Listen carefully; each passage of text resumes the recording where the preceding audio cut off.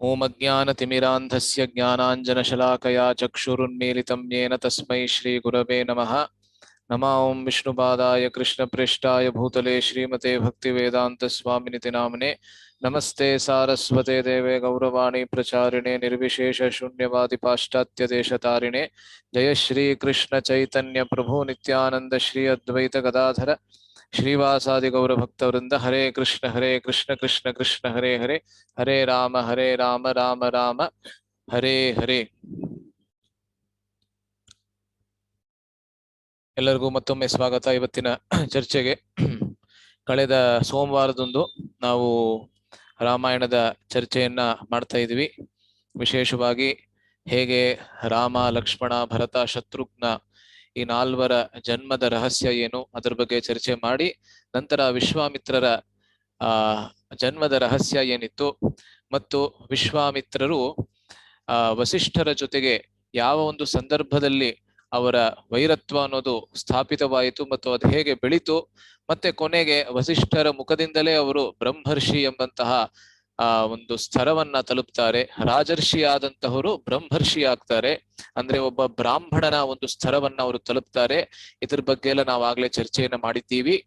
ಇವತ್ತು ಅಲ್ಲಿಂದ ಮುಂದಕ್ಕೆ ಚರ್ಚೆಯನ್ನ ಮಾಡ್ತೀವಿ. ಒಂದು ಶ್ಲೋಕ ಯಾವುದನ್ನ ನಾವು ಅವತ್ತು ಚರ್ಚೆ ಆಗ್ಲೇ ಮಾಡಿದ್ವಿ ಅದನ್ನ ಮಾತ್ರ ಮತ್ತೊಮ್ಮೆ ನಾನು ನಿಮಗೆ ತೋರಿಸಿ ಮುಂದಕ್ಕೆ ಹೋಗ್ತೇನೆ.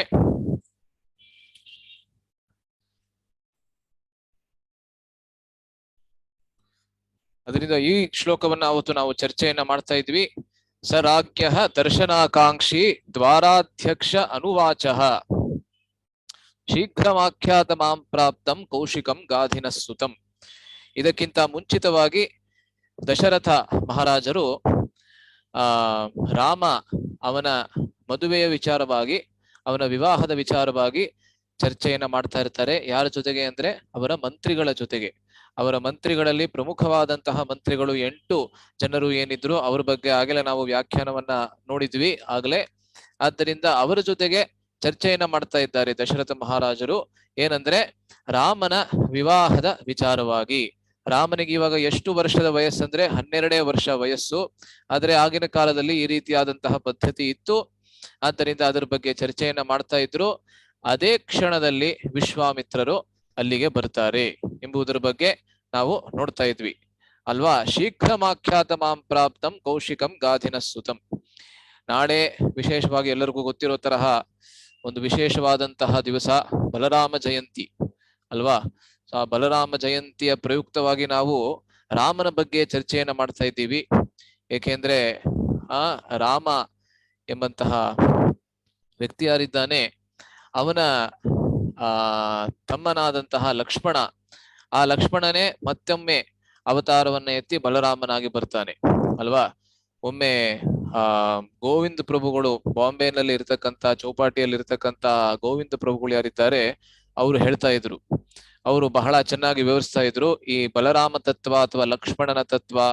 ಅಥವಾ ನಿತ್ಯಾನಂದ ಪ್ರಭುಗಳು ಯಾರಿದ್ದಾರೆ ನಮ್ಮ ಗೌಡಿಯ ವೈಷ್ಣವ ಸಂಪ್ರದಾಯದಲ್ಲಿ ಚೈತನ್ಯ ಮಹಾಪ್ರಭುಗಳ ಸಹಪಾಠಿಯಾದಂತಹ ನಿತ್ಯಾನಂದ ಪ್ರಭುಗಳು ಅವ್ರ ಬಗ್ಗೆ ವಿವರಿಸ್ತಾ ಹೇಳ್ತಾ ಇದ್ರು. ಲಕ್ಷ್ಮಣ ವಾಸ್ ಅ ಲಾಯಲಿಸ್ಟ್ ಅಂತ ಹೇಳ್ತಾ ಇದ್ರು. ಲಕ್ಷ್ಮಣ ಲಾಯಲಿಸ್ಟ್ ಅಂದ್ರೆ ಅತ್ಯಂತ ವಿಧೇಯನಾಗಿರ್ತಕ್ಕಂಥ ತಮ್ಮನಾಗಿದ್ದ. ಲಕ್ಷ್ಮಣ ರಾಮ ಏನ್ ಹೇಳಿದ್ರು ಅದನ್ನ ಮಾಡ್ತಾ ಇದ್ದ ಅಲ್ವಾ. ರಾಮನ ವಿರುದ್ಧವಾಗಿ ಯಾವುದೋ ಒಂದು ಕೆಲಸವನ್ನ ಮಾಡಿದ್ದು ಆ ರೀತಿಯಾದಂತ ಉದಾಹರಣೆ ರಾಮಾಯಣದಲ್ಲಿ ಇಲ್ವೇ ಇಲ್ಲ ಅಲ್ವಾ. ರಾಮ ಏನ್ ಹೇಳ್ತಾ ಇದ್ದ ಅದನ್ನ ಮಾಡ್ತಾ ಇದ್ದ. ರಾಮ ಏನನ್ನ ಮಾಡಬಾರದು ಅಂತ ಹೇಳ್ತಾ ಇದ್ದ ಅದು ಖಂಡಿತವಾಗಿಯೂ ಅದನ್ನ ಮಾಡ್ತಾ ಇರ್ಲಿಲ್ಲ. ಆದ್ದರಿಂದ ಹಿ ವಾಸ್ ಅ ಲಾಯಲಿಸ್ಟ್. ಆದ್ರೆ ಬಲರಾಮ ವಾಸ್ ಅ ಸೆಪರೇಟಿಸ್ಟ್ ಅಂತ ಹೇಳ್ತಾರೆ. ಏಕೆಂದ್ರೆ ಎಷ್ಟೊಂದ್ಸತಿ ಕೃಷ್ಣನ ವಿರುದ್ಧವಾಗಿ ಬಲರಾಮ ನಡ್ಕೋತಾ ಇದ್ದ. ಆದ್ರೆ ಕೃಷ್ಣನ ಇಚ್ಛೆಯಂತಾನೆ ನಡ್ಕೋತಾ ಇದ್ದ.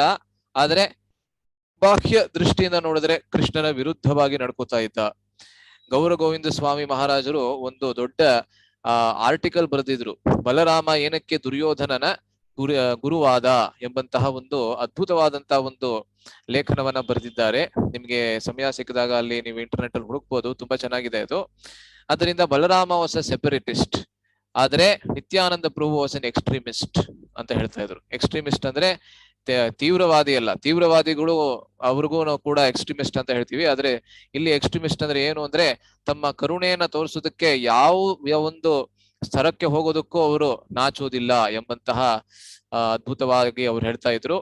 ಸೊ ಈ ಬಲರಾಮ ಜಯಂತಿಯ ಪ್ರಯುಕ್ತವಾಗಿ ನಾವು ಇಲ್ಲಿ ರಾಮನ ಬಗ್ಗೆ ಚರ್ಚೆ ಮಾಡ್ತಾ ಇದ್ದೀವಿ. ಏನು ವ್ಯತ್ಯಾಸ ಇಲ್ಲ. ನಾಳೆ ಮತ್ತೆ ಬಲರಾಮ ಜಯಂತಿ ದಿವಸ ಬಲರಾಮನ ಬಗ್ಗೆನೆ ಚರ್ಚೆ ಆಗತ್ತೆ. ಇವತ್ತು ರಾಮನ ಬಗ್ಗೆ ಚರ್ಚೆಯನ್ನ ಮಾಡಿ ನಂತರ ಮತ್ತೆ ಆಮೇಲೆ ಮುಂದುವರಿಸೋಣ. ಇಲ್ಲಿ ವಾಪಸ್ಸು ಬರಬೇಕಾದ್ರೆ ನಾವ್ ಯಾವ್ದ್ರ ಬಗ್ಗೆ ಚರ್ಚೆ ಮಾಡ್ತಾ ಇದ್ವಿ ಅಂದ್ರೆ ದಶರಥ ತನ್ನ ಮಂತ್ರಿ ಮಂಡಲದ ಜೊತೆಗೆ ಮಂತ್ರಿ ವರ್ಗದವರ ಜೊತೆಗೆ ಯಾವ ಚರ್ಚೆಯನ್ನ ಮಾಡ್ತಾ ಇದ್ದ, ರಾಮನ ವಿವಾಹದ ಸಲುವಾಗಿ ಅದರ ವಿಚಾರವಾಗಿ ಚರ್ಚೆಯನ್ನ ಮಾಡ್ತಾ ಇರ್ತಾನೆ. ಆಗ ಆ ಕ್ಷಣವೇ ಏನಾಗತ್ತೆ ಅಂದ್ರೆ ಅಲ್ಲಿ ದ್ವಾರಪಾಲಕರಲ್ಲಿ ಒಬ್ಬರು ಬಹಳ ತೀವ್ರಗತಿಯಿಂದ ಮತ್ತು ಬಹಳ ಭಯದಿಂದ ಅವರು ಓಡ್ಕೊಂಡು ದಶರಥನ ಹತ್ರ ಬರ್ತಾರೆ. ಅವನನ್ನ ನೋಡಿಯೇನೆ ಅಲ್ಲಿ ಆಸ್ಥಾನದಲ್ಲಿ ಇದ್ದಂತಹ ಎಲ್ಲಾ ಮಂತ್ರಿ ವರ್ಗದವರಿಗೂ ಮತ್ತೆ ದಶರಥನಿಗೂ ಕೂಡ ಬಹಳ ಆಶ್ಚರ್ಯ ಆಗತ್ತೆ. ಮತ್ತೆ ಇಷ್ಟೊಂದು ಭಯ ಇವನ ಮುಖದಲ್ಲಿ ಏನಕ್ಕೆ ಇದೆ ಎಂಬುವಂತೆ ಅವನಿಗೆ ಎಲ್ಲರಿಗೂ ಆಶ್ಚರ್ಯ ಆಗತ್ತೆ. ಏನಕ್ಕೆ ಅಂದ್ರೆ ಈ ರೀತಿಯಾದಂತಹ ಸಂಗತಿ ಅವರು ನೋಡ್ತಾ ಇದ್ದಂತಹದ್ದು ಬಹಳ ಕಡಿಮೆ. ಯಾವಾಗ ಪರಶುರಾಮರು ಅಲ್ಲಿಗೆ ಬರ್ತಾ ಇದ್ರು ಪ್ರಾಯಶಃ ಆವಾಗ ಮಾತ್ರ ಈ ರೀತಿಯಾದಂತಹ ಸಂಗತಿಯನ್ನು ನೋಡಿದ್ರೆ ಹೊರತು ಅದಾದ್ಮೇಲೆ ಯಾವತ್ತೂ ಈ ರೀತಿಯಾದಂತಹ ಒಂದು ಸನ್ನಿವೇಶವನ್ನ ಅವರು ಗಮನಿಸಿರ್ಲಿಲ್ಲ. ಆದ್ದರಿಂದ ಅವ್ರಿಗೆ ಸ್ವಲ್ಪ ಆಶ್ಚರ್ಯ ಆಗತ್ತೆ, ಏನಕ್ಕೆ ಇಷ್ಟು ಭಯದಿಂದ ಓಡ್ ಬರ್ತಾ ಇದ್ದಾನೆ. ಆವಾಗ ಆ ಒಬ್ಬ ದ್ವಾರಪಾಲಕ ಬಂದುಬಿಟ್ಟು ದಶರಥನಿಗೆ ಹೇಳ್ತಾನೆ, ಒಬ್ಬ ಅತಿ ಅಸಹನೆಯಿಂದ ಕೂಡಿರುವಂತಹ ಮತ್ತು ಅತ್ಯಂತ ಕೋಪಿಷ್ಠನಾದಂತಹ ಅಥವಾ ಅಸಹನೆ ಮತ್ತು ಕೋಪಕ್ಕೆ ಮೂರ್ತಿಮಾನ ಸ್ವರೂಪರಾಗಿರ್ತಕ್ಕಂತ ಒಬ್ಬರು ಋಷಿಮುನಿಗಳು ದ್ವಾರದಲ್ಲಿ ನಿಂತಿದ್ದಾರೆ ಮತ್ತು ನಿಮ್ಮನ್ನ ತಕ್ಷಣವೇ ತತ್ಕ್ಷಣ ಅಂದ್ರೆ ತಕ್ಷಣವೇ ನಿಮ್ಮನ್ನ ನೋಡ್ಬೇಕು ಎಂಬಂತೆ ಅವರು ಆಜ್ಞೆಯನ್ನ ಕೊಟ್ಟಿದ್ದಾರೆ ಎಂಬಂತೆ ಅವ್ರು ಹೇಳ್ತಾರೆ. ಆವಾಗ ದಶರಥ ಅವರಿಗೆ ಯಾರು, ಅವರ ಹೆಸರೇನು ಎಂಬಂತೆ ಕೇಳ್ತಾನೆ. ಆವಾಗ ಹೇಳ್ತಾರೆ ಯಾರದು ಅಂದ್ರೆ ವಿಶ್ವಾಮಿತ್ರ. ವಿಶ್ವಾಮಿತ್ರ ಎಂಬಂತ ಹೆಸರಿಗೆ ಏನರ್ಥ ಅಂದ್ರೆ ವಿಶ್ವಮಿತ್ರ, ಸಂಪೂರ್ಣವಾದಂತಹ ವಿಶ್ವಕ್ಕೆ ಮಿತ್ರನಾಗಿರ್ತಕ್ಕಂಥವನು ಅವರು. ಆದ್ರಿಂದ ಈ ಒಂದು ಶ್ಲೋಕದಲ್ಲಿ ವಿಶೇಷವಾಗಿ ಏನನ್ನ ನಾವು ನೋಡಬಹುದು ಅಂದ್ರೆ ದಶರಥ ಯಾವ್ದ್ರ ಬಗ್ಗೆ ಚರ್ಚೆಯನ್ನ ಮಾಡ್ತಾ ಇರ್ತಾನೆ, ಚಿಂತನೆ ಮಾಡ್ತಾ ಇರ್ತಾನೆ ಅಂದ್ರೆ ರಾಮನ ವಿವಾಹದ ಸಲುವಾಗಿ ವಿವಾಹದ ವಿಚಾರವಾಗಿ ಅವನು ಚರ್ಚೆಯನ್ನ ಮಾಡ್ತಾ ಇರ್ತಾನೆ. ಆ ಕ್ಷಣವೇ ವಿಶ್ವಾಮಿತ್ರರು ತನ್ನ ದ್ವಾರಕ್ಕೆ ಬರ್ತಾರೆ. ವಿಶ್ವಾಮಿತ್ರರ ಬರುವುದರ ಹಿಂದೆ ಆ ರಾಮನ ವಿವಾಹದ ವಿಚಾರವಿದೆ ಎಂಬುದು ಇವಾಗ ದಶರಥನಿಗೆ ಗೊತ್ತಿಲ್ಲ. ಏಕೆಂದ್ರೆ ವಿಶ್ವಾಮಿತ್ರರು ಬರುವುದಕ್ಕೂ ದಶರಥ ರಾಮನ ವಿವಾಹದ ಬಗ್ಗೆ ಚರ್ಚೆ ಮಾಡ್ತಾ ಇರೋದಕ್ಕೂ ಎರಡಕ್ಕೂ ಸರಿ ಹೋಗತ್ತೆ. ಏನಕ್ಕೆ ವಿಶ್ವಾಮಿತ್ರರು ಮೂಲತಃ ಅಲ್ಲಿಗೆ ಬಂದಿರೋದು ಏನಕ್ಕೆ ಅಂದ್ರೆ ರಾಮನ ವಿವಾಹವನ್ನ ಮಾಡಿಸೋದಕ್ಕೆ ಅಲ್ವೇ. ಸೊ ಇಲ್ಲಿ ಈ ಒಂದು ಯಾವ ಒಂದು ಶ್ಲೋಕಗಳು ಇನ್ನು ಬರುತ್ತೆ, ಒಂದು ಸುಮಾರು 10-12 ಶ್ಲೋಕಗಳು ಬರುತ್ತೆ. ಅದರ ವ್ಯಾಖ್ಯಾನದಲ್ಲಿ ಬಹಳ ದೀರ್ಘವಾಗಿ ಬಹಳಷ್ಟು ಆಚಾರ್ಯರು ಬರೆದಿದ್ದಾರೆ. ಏನಂದ್ರೆ ವಿಶ್ವಾಮಿತ್ರ ಏನಕ್ಕೆ ಆ ಒಂದು ಕ್ಷಣದಲ್ಲಿ ಅಲ್ಲಿಗೆ ದಶರಥನ ಆಸ್ಥಾನಕ್ಕೆ ಬಂದ, ಏನಕ್ಕೆ ಅಂದ್ರೆ ಬಹಳ ಸೂಕ್ತವಾದಂತಹ ಸಮಯದಲ್ಲಿ ಬಂದಿದ್ದಾನೆ ವಿಶ್ವಾಮಿತ್ರ. ಯಾವಾಗ ದಶರಥ ಮಹಾರಾಜರು ಆ ರೀತಿಯಾಗಿರ್ತಕ್ಕಂಥ ರಾಮನ ವಿವಾಹದ ಬಗ್ಗೆ ಚರ್ಚೆಯನ್ನ ಮಾಡ್ತಾ ಇರ್ತಾರೆ, ಆ ಕ್ಷಣವೇ ಅಲ್ಲಿಗೆ ಬರ್ತಾರೆ. ಏನಕ್ಕೆ ಅಂದ್ರೆ ವಿಶ್ವಾಮಿತ್ರರು ಹೇಳ್ತಾ ಇದ್ದಾರೆ, ದಶರಥ ನೀನು ಯಾವ್ದ್ರ ಬಗ್ಗೆ ಚರ್ಚೆ ಮಾಡ್ತಾ ಇದೀಯಾ, ರಾಮನ ವಿವಾಹದ ಬಗ್ಗೆ ಚರ್ಚೆಯನ್ನ ಮಾಡ್ತಾ ಇದೀಯಾ. ಆದ್ರೆ ನಿಜವಾಗ್ಲೂ ವಸ್ತುತಃ ಆ ರಾಮನ ವಿವಾಹವನ್ನ ಮಾಡಿಸ್ಬೇಕಾಗಿರ್ತಕ್ಕಂಥವನು ನಾನು, ನೀನಲ್ಲ. ನೀನಿಂದ ರಾಮನ ಆ ಒಂದು ವಿವಾಹ ಸಂಪನ್ನವಾಗೋದಕ್ಕೆ ಸಾಧ್ಯ ಇಲ್ಲ.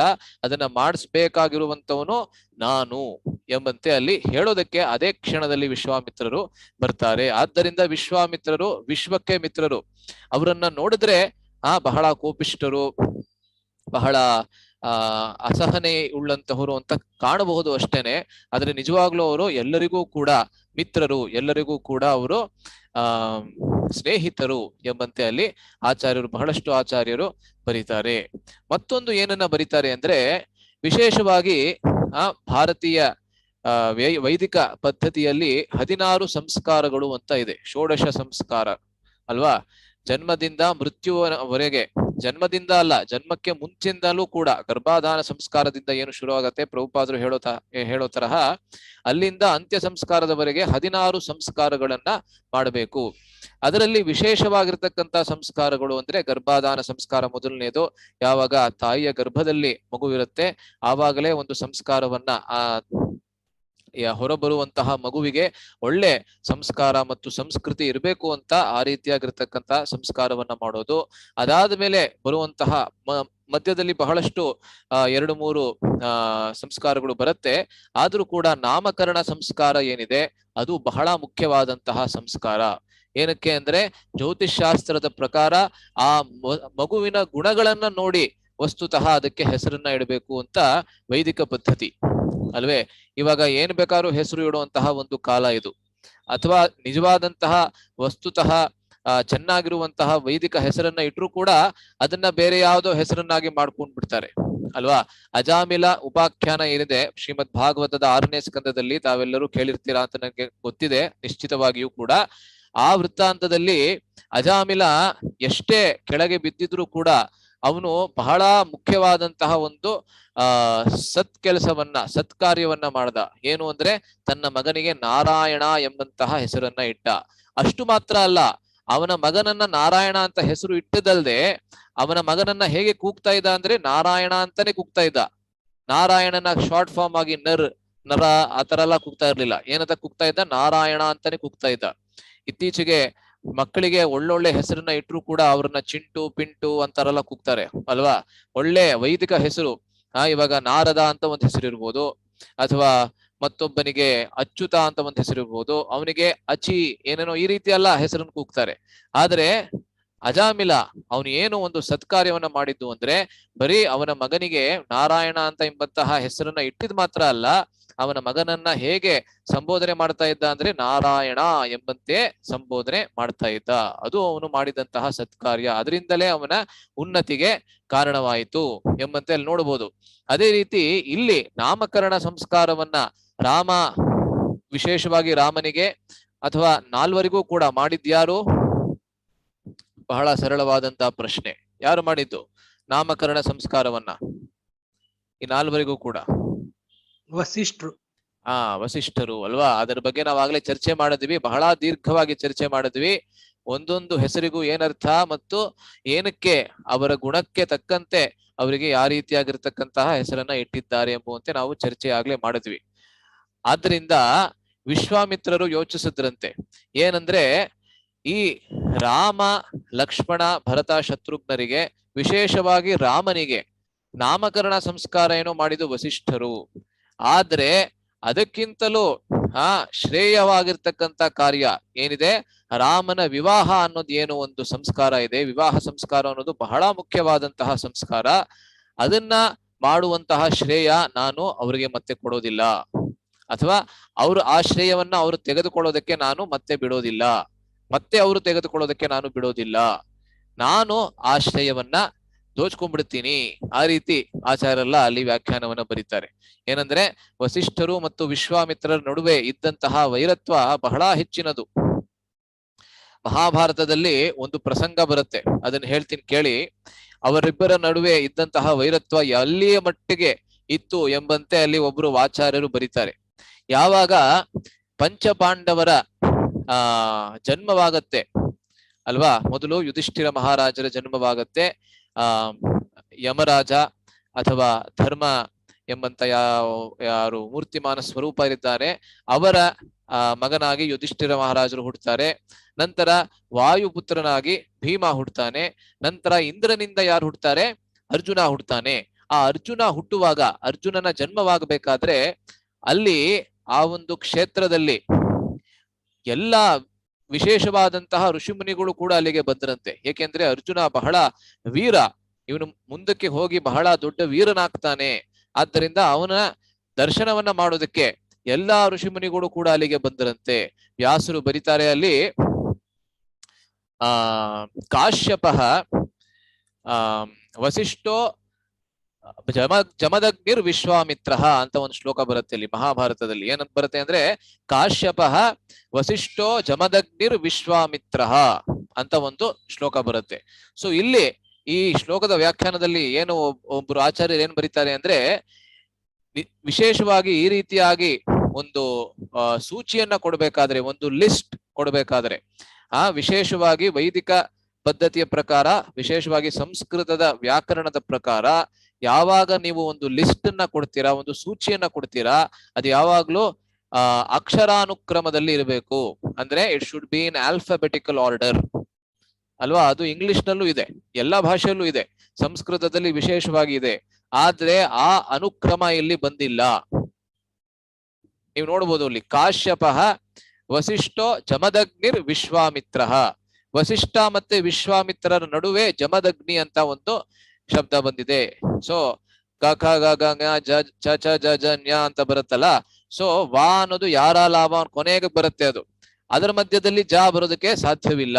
ಆದ್ರೂ ಕೂಡ ವ್ಯಾಸರು ಏನ್ ಬರೆದಿದ್ದಾರೆ, ಬಹಳ ಉಪಯುಕ್ತವಾಗಿ ಅವರು ಬರೆದಿದ್ದಾರೆ. ಏನಕ್ಕೆ ಅಂದ್ರೆ, ವಸಿಷ್ಠ ಮತ್ತೆ ವಿಶ್ವಾಮಿತ್ರ ಅಂತ ಏನ್ ಶಬ್ದಗಳಿದೆ, ವಸಿಷ್ಠನಾದ ಮೇಲೆನೆ ವಿಶ್ವಾಮಿತ್ರ ಎಂಬಂತ ಶಬ್ದವನ್ನ ಅಲ್ಲಿ ಹೇಳ್ಬಿಟ್ರೆ ಅವಾಗ ಏನಾಗತ್ತೆ ಅಂದ್ರೆ, ಮೊದಲೇ ಮಹಾಭಾರತವನ್ನ ನಾನು ಬರಿತಾ ಇದ್ದೀನಿ ಅಂತ ವ್ಯಾಸರು ಯೋಚನೆ ಮಾಡ್ತಾ ಇದ್ದಾರಂತೆ. ಮಹಾಭಾರತದಲ್ಲಿ ಎಲ್ಲೆಲ್ಲಿ ನೋಡಿದ್ರು ಯುದ್ಧ, ಪಾಂಡವರು ಮತ್ತು ಕೌರವರ ಬಾಲ್ಯದಿಂದಲೇ ಯುದ್ಧ, ಮುಂದಕ್ಕೆ ಹೋಗಿ ಕುರುಕ್ಷೇತ್ರ ಯುದ್ಧದಲ್ಲಿ ಅದು ಸಮಾಪ್ತಿ ಆಗತ್ತೆ.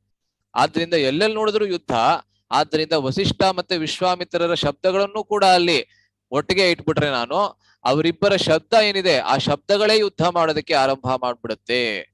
ಆದ್ರಿಂದ ನಾನು ಏನ್ ಮಾಡ್ಬೇಕು ಅಂದ್ರೆ, ಇವರಿಬ್ಬರ ಶಬ್ದಗಳ ಮಧ್ಯದಲ್ಲಿ ಜಮದಗ್ನಿ ಎಂಬಂತ ಮತ್ತೊಂದು ಶಬ್ದವನ್ನ ಸೇರಿಸ್ಬಿಟ್ರೆ ಪ್ರಾಯಶಃ ಆ ಶಬ್ದಗಳು ಯುದ್ಧ ಮಾಡದೇ ಇರಲಿ ಎಂಬಂತಹ ಕಾರಣದಿಂದ ಅವರು ಏನ್ ಮಾಡ್ತಾರೆ, ಮಧ್ಯದಲ್ಲಿ ಜಮದಗ್ನಿ ಎಂಬಂತಹ ಶಬ್ದವನ್ನ ಅಲ್ಲಿ ಸೇರಿಸ್ತಾರೆ ಅಂತ ಆ ವ್ಯಾಖ್ಯಾನಕಾರರಲ್ಲಿ ಬರೀತಾರೆ. ಅಂದ್ರೆ ಬಹಳ ಹೆಚ್ಚಿನ ವೈರತ್ವ ಅವರಿಬ್ಬರ ಮಧ್ಯೆ ಇತ್ತು. ಅದರ ಕಾರಣವೇನು ಎಂಬುದನ್ನ ದೀರ್ಘವಾಗಿ ಹಿಂದಿನ ಚರ್ಚೆಯಲ್ಲಿ ನಾವಾಗ್ಲೇ ನೋಡಿದ್ದೀವಿ. ಆದ್ರೆ ಇಲ್ಲಿ ನಾವು ವಿಶೇಷವಾಗಿ ನೋಡೋದು ಏನು ಅಂದ್ರೆ, ವಿಶ್ವಾಮಿತ್ರರು ಹಾಗೆ ಯೋಚನೆಯನ್ನ ಮಾಡ್ತಾ ಇದ್ದಾರೆ. ಏನಂದ್ರೆ, ಈ ವಿವಾಹ ಸಂಸ್ಕಾರ ಎಂಬಂತಹ ಯಾವ ಒಂದು ಅದ್ಭುತವಾದಂತಹ, ಅಪೂರ್ವವಾದಂತಹ, ಅದ್ವಿತೀಯವಾದಂತಹ ಸಂಸ್ಕಾರ ಏನಿದೆ, ರಾಮನಿಗೆ ಅದನ್ನ ಮಾಡಿಸ್ಬೇಕಾದ್ರೆ ಅದನ್ನ ನಾನೇ ಮಾಡಿಸ್ಬೇಕು ಅಂತ ಹೇಳಿ ಆ ಕ್ಷಣದಲ್ಲೇನೆ ದೈವಾಂಶ ಸಂಭೂತರಾದಂತಹ ವಿಶ್ವಾಮಿತ್ರರು ಅಲ್ಲಿಗೆ ಬರ್ತಾರೆ. ಮತ್ತು ಸಹ ರಾಜ್ಯ ದರ್ಶನಾಕಾಂಕ್ಷಿ, ಆ ದ್ವಾರಪಾಲಕರಿಗೆ ಹೇಳ್ತಾರೆ, ನಾನು ದಶರಥನನ್ನ ನೋಡಕ್ಕೆ ಬಂದಿದ್ದೇನೆ. ಶೀಘ್ರಮಾಖ್ಯಾತ ಮಾಂ ಪ್ರಾಪ್ತಂ ಕೌಶಿಕಂ ಗಾಧಿನ ಸುತಂ.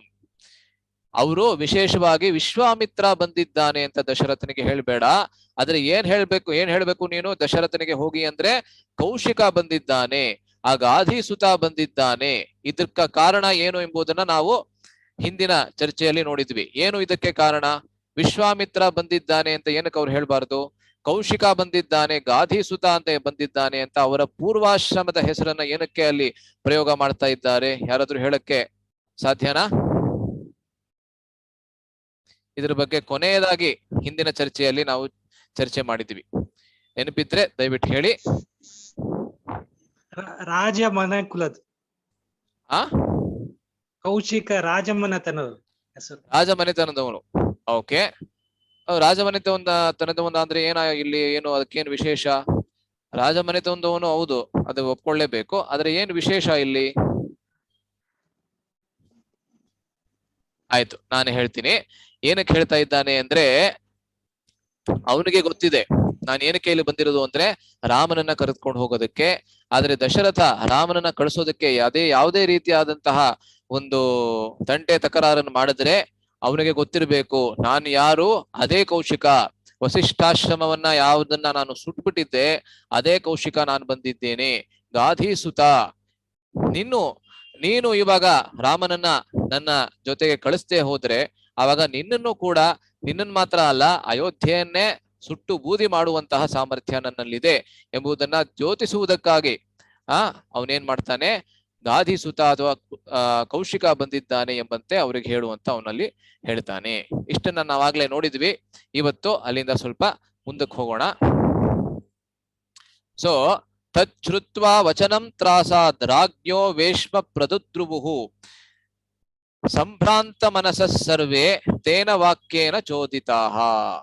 ಇಲ್ಲಿ ಏನ್ ಹೇಳ್ತಾ ಇದ್ದಾರೆ ಅವರು ಅಂದ್ರೆ, ತಚ್ಛ್ರುತ್ವಾ ವಚನಂ ತ್ರಾಸಾದ್, ತ್ರಾಸ ಅಂತ ಕನ್ನಡದಲ್ಲೂ ನಾವು ಒಂದೊಂದ್ಸತಿ ಪ್ರಯೋಗ ಮಾಡ್ತೀವಲ್ವಾ. ತ್ರಾಸ ಅಂದ್ರೆ ಬಹಳ ಹೆಚ್ಚಿನ ಸಮಸ್ಯೆ ಯಾವಾಗಿರುತ್ತೆ ಅದು ತ್ರಾಸ.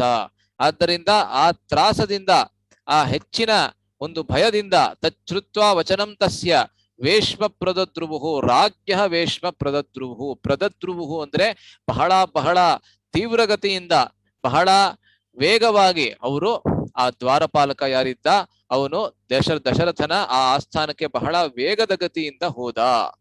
ಸಂಭ್ರಾಂತ ಮನಸ ಸರ್ವೇ ತೇನ ವಾಕ್ಯೇನ ಚೋದಿತಾಹ.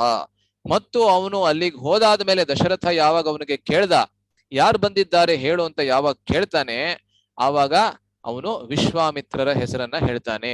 ವಿಶ್ವಾಮಿತ್ರರ ಹೆಸರನ್ನ ಕೇಳಿದ ಕೂಡಲೇ ಸಮಸ್ತವಾಗಿರ್ತಕ್ಕಂಥ ಆ ಒಂದು ಆಸ್ಥಾನ, ಆ ಒಂದು ಆಸ್ಥಾನ ಅಂತಾನೆ ಹೇಳ್ಬೇಕನ್ಸುತ್ತೆ, ಆ ಆಸ್ಥಾನದಲ್ಲಿ ಯಾವ ಯಾವ ಮಂತ್ರಿಗಳಿದ್ರು, ಯಾವ ಯಾವ ಸಾಮಾನ್ಯವಾದಂತಹ ಪುರುಷರಿದ್ರು, ಯಾವ ಯಾವ ಋಷಿವರ್ಗದವರಿದ್ರು, ಅವರೆಲ್ಲರಿಗೂ ಒಂದು ರೀತಿಯಾದಂತಹ ಆದರದ ಭಾವನೆ ಅವರ ಮನಸ್ಸಿನಲ್ಲಿ ಬಂತು. ಏನಕ್ಕೆ ಅಂದ್ರೆ ವಿಶ್ವಾಮಿತ್ರರು ಬ್ರಹ್ಮರ್ಷಿಗಳಾಗಿದ್ದರಿಂದ ಆ ರೀತಿಯಾದಂತಹ ಆದರವನ್ನ ಎಲ್ಲರಿಂದ ಅವರು ಸಂಪಾದಿಸ್ಬಿಟ್ಟಿದ್ರು. He didn't demand but he commanded respect from everybody ಅಲ್ಲ. ಸೊ ಅದರಿಂದ ಆ ರೀತಿಯಾದಂತಹ ಆದರದಿಂದ ಸಮಸ್ತವಾದ ಆಸ್ಥಾನ ಎದ್ದು ನಿಂತ್ಕೊಳ್ತಂತೆ. ವಿಶ್ವಾಮಿತ್ರರ ಹೆಸರನ್ನು ಕೇಳೇನೆ ಎಲ್ಲರಿಗೂ ಕೂಡ ಆ ರೀತಿಯಾದ ಒಂದು ಆದರ ಭಾವನೆ ಅವರ ಮನಸ್ಸಿನಲ್ಲಿ ಬಂದ್ಬಿಡ್ತು. ಆದ್ದರಿಂದ ದಶರಥ ಮುಂಚೆನೆ ಆ ದ್ವಾರಪಾಲಕನಿಗೆ ಕೇಳಿದ್ದ ಏನು ಸಮಸ್ಯೆ ಅಂತ. ಅವನೇನ್ ಹೇಳ್ತಾನೆ, ಬಹಳ ಅಸಹನೆಯುಳ್ಳಂತಹ ಮತ್ತು ಕೋಪಿಷ್ಠರಾಗಿರ್ತಕ್ಕಂಥ ಒಬ್ರು ಋಷಿ ಮುನಿಗಳು ಇಲ್ಲಿಗೆ ಬಂದಿದ್ದಾರೆ. ಅವರನ್ನ ನಾನು ತಡೆಯೋದಕ್ಕೆ ನಾನು ಪ್ರಯತ್ನವನ್ನ ಪಟ್ಟೆ, ಆದ್ರೆ ಅವರು ನನ್ನ ಮಾತನ್ನ ಕೇಳ್ತಾ ಇಲ್ಲ. ಆದ್ದರಿಂದ ದಯವಿಟ್ಟು ನೀವೇ ಬಂದು ನೋಡಿ ಅಂತ ಹೇಳ್ತಾನೆ. ಆವಾಗ ದಶರಥ ಅವರಿಗೆ ಯಾರು ಬಂದಿರುವುದು ಅಂತ ಕೇಳ್ತಾನೆ. ಆವಾಗ ಆ ದ್ವಾರಪಾಲಕ ಏನ್ ಹೇಳ್ತಾನೆ ಅಂದ್ರೆ ವಿಶ್ವಾಮಿತ್ರರ ಹೆಸರನ್ನ ಹೇಳ್ತಾನೆ.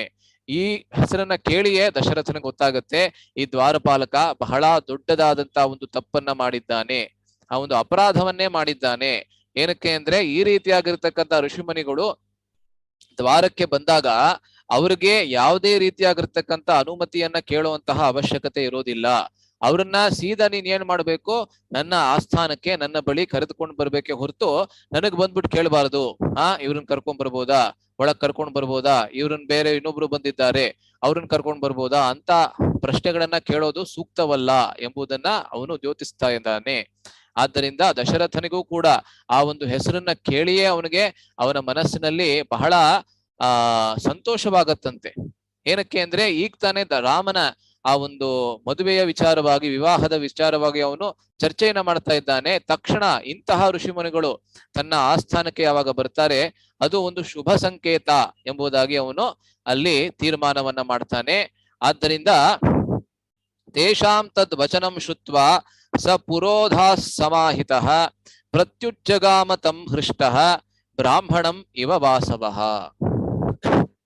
ಅವರ ಆ ಒಂದು ವಚನವನ್ನ ಕೇಳಿ, ಆ ಎಲ್ಲಾ ದ್ವಾರಪಾಲಕರು ಯಾರು ಬಂದಿದ್ದಾರೆ ಅವರ ವಚನವನ್ನ ಕೇಳಿ ಸ ಪುರೋಧಾ ಸಮಾಹಿತಃ, ದಶರಥ ತಕ್ಷಣ ಏನ್ ಮಾಡ್ತಾನೆ, ತನ್ನ ಆಸ್ಥಾನದಲ್ಲಿ ಇದ್ದಂತಹ ಪುರೋಹಿತರು ಯಾರಿದ್ರು, ಏಕೆಂದ್ರೆ ಆಸ್ಥಾನದಲ್ಲಿ ಪ್ರತಿನಿತ್ಯ ಕೂಡ ರಾಜನನ್ನ ಬರಮಾಡ್ಕೊಳ್ಳೋದಕ್ಕೆ ಪುರೋಹಿತರು ಆ ವೈದಿಕ ಸೂಕ್ತಿಗಳನ್ನ ಹೇಳ್ತಾ ಇದ್ರು. ಆಗಿನ ಕಾಲದ ಹಳೆ ಕಾಲದ ಸಿನಿಮಾಗಳೆಲ್ಲ ನೀವು ನೋಡಿದ್ರೆ ಅದರಲ್ಲಿ ನಿಮ್ಗೆ ನೋಡಿರ್ಬೋದು ಅಲ್ವಾ, ವೈದಿಕ ಸೂಕ್ತಿಗಳಿಂದ ಪ್ರತಿನಿತ್ಯ ಕೂಡ ರಾಜನನ್ನ ಬರಮಾಡ್ಕೋತಾ ಇದ್ರು. ಈಗಿನ ಕಾಲದಲ್ಲಿ ಏನ್ ಮಾಡ್ತಾರೆ, ಒಂದು ದೊಡ್ಡ ಬ್ಯಾಂಡ್ ಇಟ್ಟಿರ್ತಾರೆ ಅಲ್ವಾ. ಇವಾಗ ಅಮೆರಿಕನ್ ಪ್ರೆಸಿಡೆಂಟ್, ಆ ಹೊಸ ಪ್ರೆಸಿಡೆಂಟ್ ಹೆಸರು ನಂಗೇನೋ ಮರ್ತೋಯ್ತು, ಡೊನಾಲ್ಡ್ ಟ್ರಂಪ್ ಆದ್ಮೇಲೆ ಯಾರು ಬಂದಿದ್ದಾನೋ ಮರ್ತೋಯ್ತು, ಆದ್ರೆ ಅವನು ಇವಾಗ ಭಾರತಕ್ಕೆ ಬರ್ತಾನೆ ಅಂತ ಇಟ್ಕೊಳ್ಳಿ. ಆವಾಗ ಅವನನ್ನ ಬರಮಾಡ್ಕೊಳ್ಳೋದಕ್ಕೆ ಒಂದು ದೊಡ್ಡ ಬ್ಯಾಂಡ್ ಇರುತ್ತೆ ಅಲ್ವಾ. ರಾಜ್ ಭವನದಲ್ಲಿ ದಿಲ್ಲಿದಲ್ಲಿ ಒಂದು ದೊಡ್ಡ ಬ್ಯಾಂಡ್ ಇಟ್ಟಿರ್ತಾರೆ, ಅದರಲ್ಲಿ ಬ್ಯೂಗಲ್ ಇರುತ್ತೆ, ಡ್ರಮ್ಸ್ ಇರುತ್ತೆ, ಅದೆಲ್ಲ ಇರುತ್ತೆ. ಸೊ ಅದೇ ರೀತಿ ಆಗಿನ ಕಾಲದಲ್ಲಿ ಇದೆಲ್ಲ ಕೂಡ ಇತ್ತೇನೋ ಗೊತ್ತಿಲ್ಲ, ಆದ್ರೆ ವಿಶೇಷವಾಗಿ ವೈದಿಕ ಪಂಡಿತರು ಅಂದ್ರೆ ಪುರೋಹಿತರು ಏನ್ ಮಾಡ್ತಾ ಇದ್ರು ಅಂದ್ರೆ ವೈದಿಕ ಸೂಕ್ತಿಗಳಿಂದ ಅವರನ್ನ ಬರಮಾಡ್ಕೋತಾ ಇದ್ರು. ಆದ್ದರಿಂದ ಈ ಪುರೋಹಿತರ ಜೊತೆಗೆ ಪ್ರತ್ಯುಜ್ಜಗಾಮತಂ ಹೃಷ್ಟಃ, ತಕ್ಷಣ ತನ್ನ ಆಸನದಿಂದ, ರಾಜಾಸನದಿಂದ ದಶರಥ ಎದ್ದು ಪ್ರತ್ಯುಜ್ಜಗಾಮತಂ ಹೃಷ್ಟಃ ಬ್ರಾಹ್ಮಣಂ ಇವ ವಾಸವಃ, ಇಲ್ಲಿ ಒಂದು ಉಪಮೆಯನ್ನ ಕೊಡ್ತಾ ಇದ್ದಾರೆ. ಯಾವ ಒಂದು ಉಪಮೆ ಅಂದ್ರೆ ಬ್ರಹ್ಮಾಣಂ ಇವ ವಾಸವಃ, ಬ್ರಾಹ್ಮಣಂ ಅಲ್ಲ, ಬ್ರಹ್ಮಾಣಂ ಇವ ವಾಸವಃ.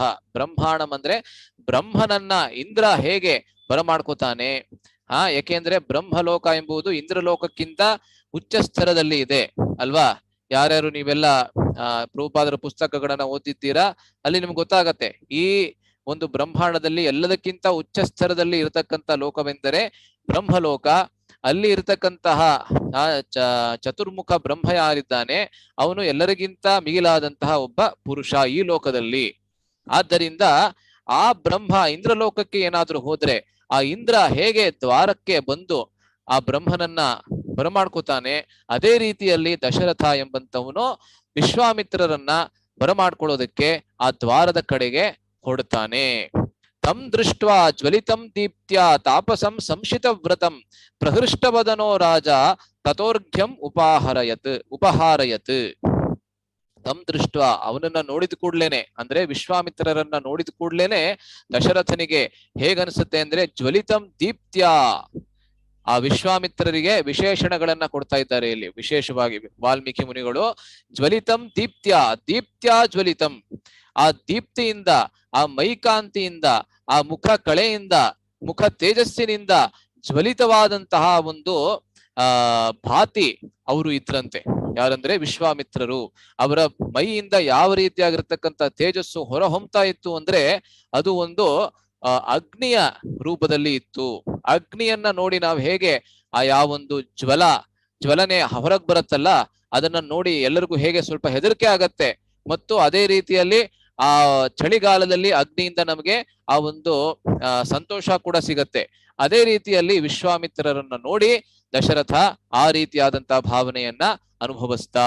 ಮತ್ತು ತಾಪಸಂ, ಅವರಿಗೆ ಈ ರೀತಿಯಾಗಿರ್ತಕ್ಕಂಥ ತೇಜಸ್ಸು ಇದ್ದಿದ್ದಕ್ಕೆ ಏನು ಕಾರಣ ಅಂದ್ರೆ ತಾಪಸಂ ಅಂದ್ರೆ ಅವರು ತಪಸ್ವಿಗಳು. ಮತ್ತು ಸಂಶಿತ ವ್ರತಂ ಅಂದ್ರೆ ಯಾವ ವ್ರತವನ್ನ ಕೈಗೊಳ್ತಾರೆ ಅದನ್ನ ಮುಗಿಸ್ದೆ ಅವರು ಯಾವತ್ತೂ ಬಿಡೋದಿಲ್ಲ. ಪ್ರಹೃಷ್ಟವದನೋ ರಾಜ ತತಃ ಅರ್ಘ್ಯಂ ಉಪಹಾರಯತ್. ಬಹಳ ಸಂತೋಷವಾದಂತಹ ಮುಖ ಕಮಲದಿಂದ ಹೇಗೆ ನಾವು ಗೆಸ್ಟ್ ರಿಸೆಪ್ಷನ್ ಅನ್ನ ಮಾಡಬೇಕು ಅನ್ನೋದನ್ನು ಕೂಡ ನಾವು ರಾಮಾಯಣದಿಂದ ಕಲಿಬಹುದು. ಯಾರಾದ್ರೂ ವಿಶೇಷವಾದಂತಹ ಅತಿಥಿಗಳು ನಮ್ಮ ಮನೆಗೆ ಬಂದ್ರೆ ಅವರನ್ನ ಹೇಗೆ ಬರಮಾಡ್ಕೋಬೇಕು ಅಂದ್ರೆ ಹೀಗೆ ಒಂದು ಸ್ಮೈಲಿಂಗ್ ಫೇಸ್ ಅಂತ ಏನ್ ಹೇಳ್ತಾರೆ, ಪ್ರಹೃಷ್ಟ ವದನದಿಂದ ಅವರನ್ನ ಬರಮಾಡ್ಕೋಬೇಕು. ಆದ್ರೆ ವೈದಿಕ ಪದ್ಧತಿ ಅದಕ್ಕಿಂತ ಮುಂದೆ ಹೋಗುತ್ತೆ.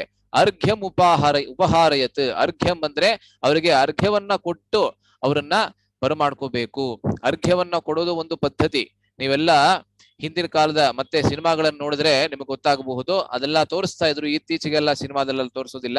ಆದ್ರೆ ಅರ್ಘ್ಯವನ್ನ ಕೊಟ್ಟು ಬರಮಾಡ್ಕೊಳ್ಳೋದು ವಿಶೇಷವಾಗಿ ಅಲ್ವಾ, ಅಲ್ಲಿ ಇದನ್ನ ಹೇಳ್ತಾರೆ. ಸ ರಾಜ್ಯ ಪ್ರತಿಗೃಹ್ಯ ಅರ್ಘ್ಯಂ ಶಾಸ್ತ್ರ ದೃಷ್ಟೇನ ಕರ್ಮಣ ಕುಶಲಂ ಚ ಅವ್ಯಯಂ ಚೈವ ಪರ್ಯಪೃಚ್ಛನ್ ನರಾಧಿಪಂ.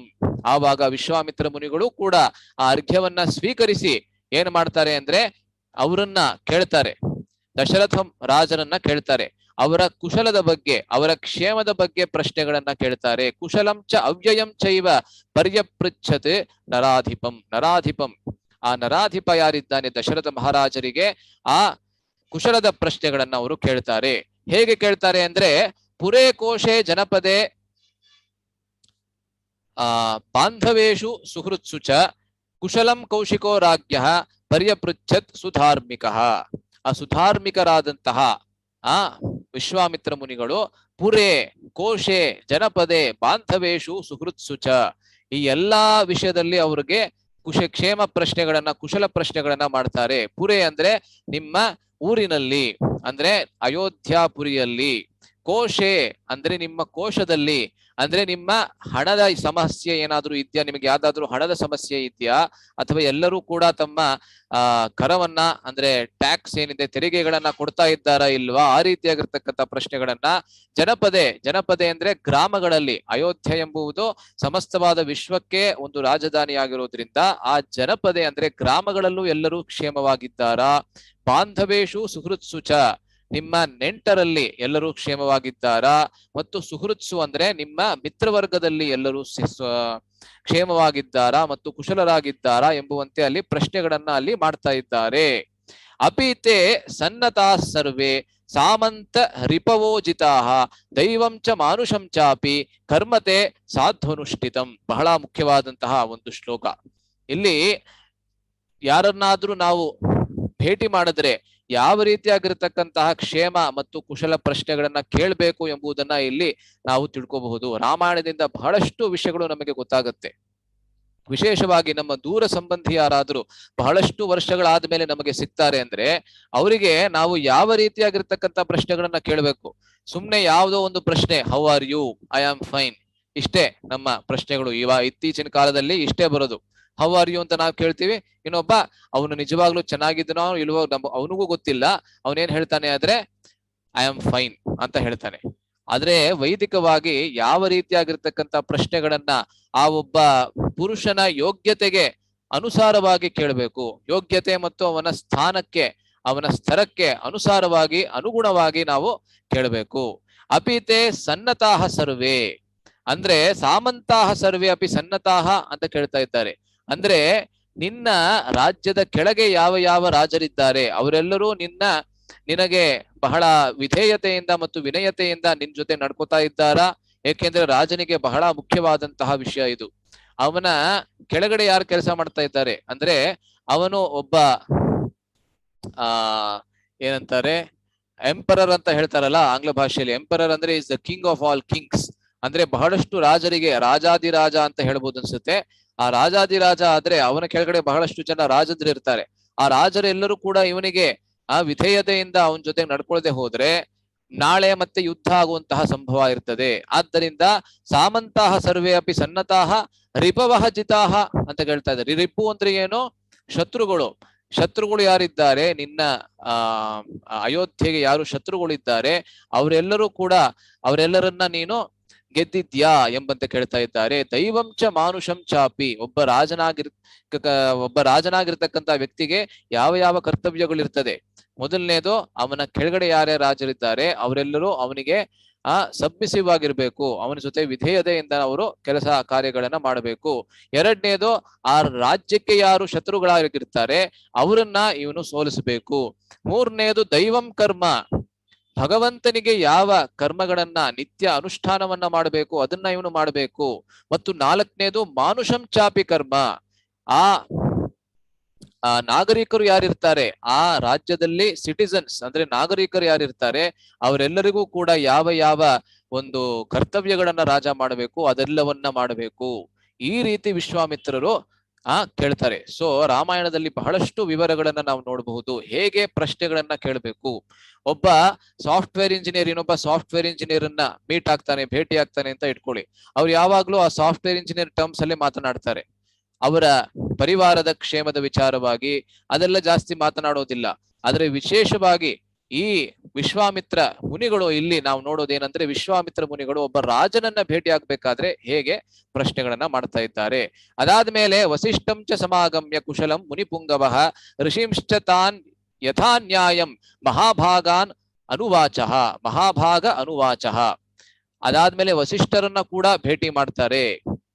ನಾವ್ ಯಾವಾಗ್ಲೂ ಅನ್ಕೊಳ್ಳೋದೇನಂದ್ರೆ ವಿಶ್ವಾಮಿತ್ರರು ಬಹಳ ಕೋಪಿಷ್ಠರು, ಅವರ ಮುಂದೆ ವಸಿಷ್ಠರು ಬಂದರೂ ಕೂಡ ಅವ್ರ ಜೊತೆ ಮಾತನಾಡೋದಿಲ್ಲ ಎಂಬಂತಹ ಒಂದು ಆಲೋಚನೆ ನಮ್ಮ ಮನಸ್ಸಿನಲ್ಲಿ ಇರ್ಬೋದು. ಆದ್ರೆ ಅದಕ್ಕೆ ವಿರುದ್ಧವಾಗಿ ಇಲ್ಲಿ ಹೇಗೆ ನಾವು ವಿವರವನ್ನ ಪಡ್ಕೋಬಹುದು ಅಂದ್ರೆ ವಸಿಷ್ಠರನ್ನು ಕೂಡ ಭೇಟಿ ಮಾಡ್ತಾರೆ ವಿಶ್ವಾಮಿತ್ರರು. ವಸಿಷ್ಠರಿಗೂ ಕೂಡ ತಮ್ಮ ನಮಸ್ಕಾರಗಳನ್ನ ಸಲ್ಲಿಸಿ ಆ ಒಂದು ಆಸ್ಥಾನದಲ್ಲಿ ಇದ್ದಂತಹ ಬೇರೆ ಯಾವ ಋಷಿಮುನಿಗಳಿದ್ರು ಋಷಿಂಶ್ಚ ತಾನ್ ಯಥಾ ನ್ಯಾಯಂ, ಆ ಒಬ್ಬೊಬ್ಬ ಋಷಿ ಮುನಿಗಳ ಯೋಗ್ಯತೆಗೆ ಅನುಗುಣವಾಗಿ ಅವರ ಸ್ತರಕ್ಕೆ ಅವರ ಸ್ಥಾನಕ್ಕೆ ಅನುಗುಣವಾಗಿ ಅವರ ಜೊತೆಗೆ ಅವರು ಮಾತನಾಡ್ತಾರೆ.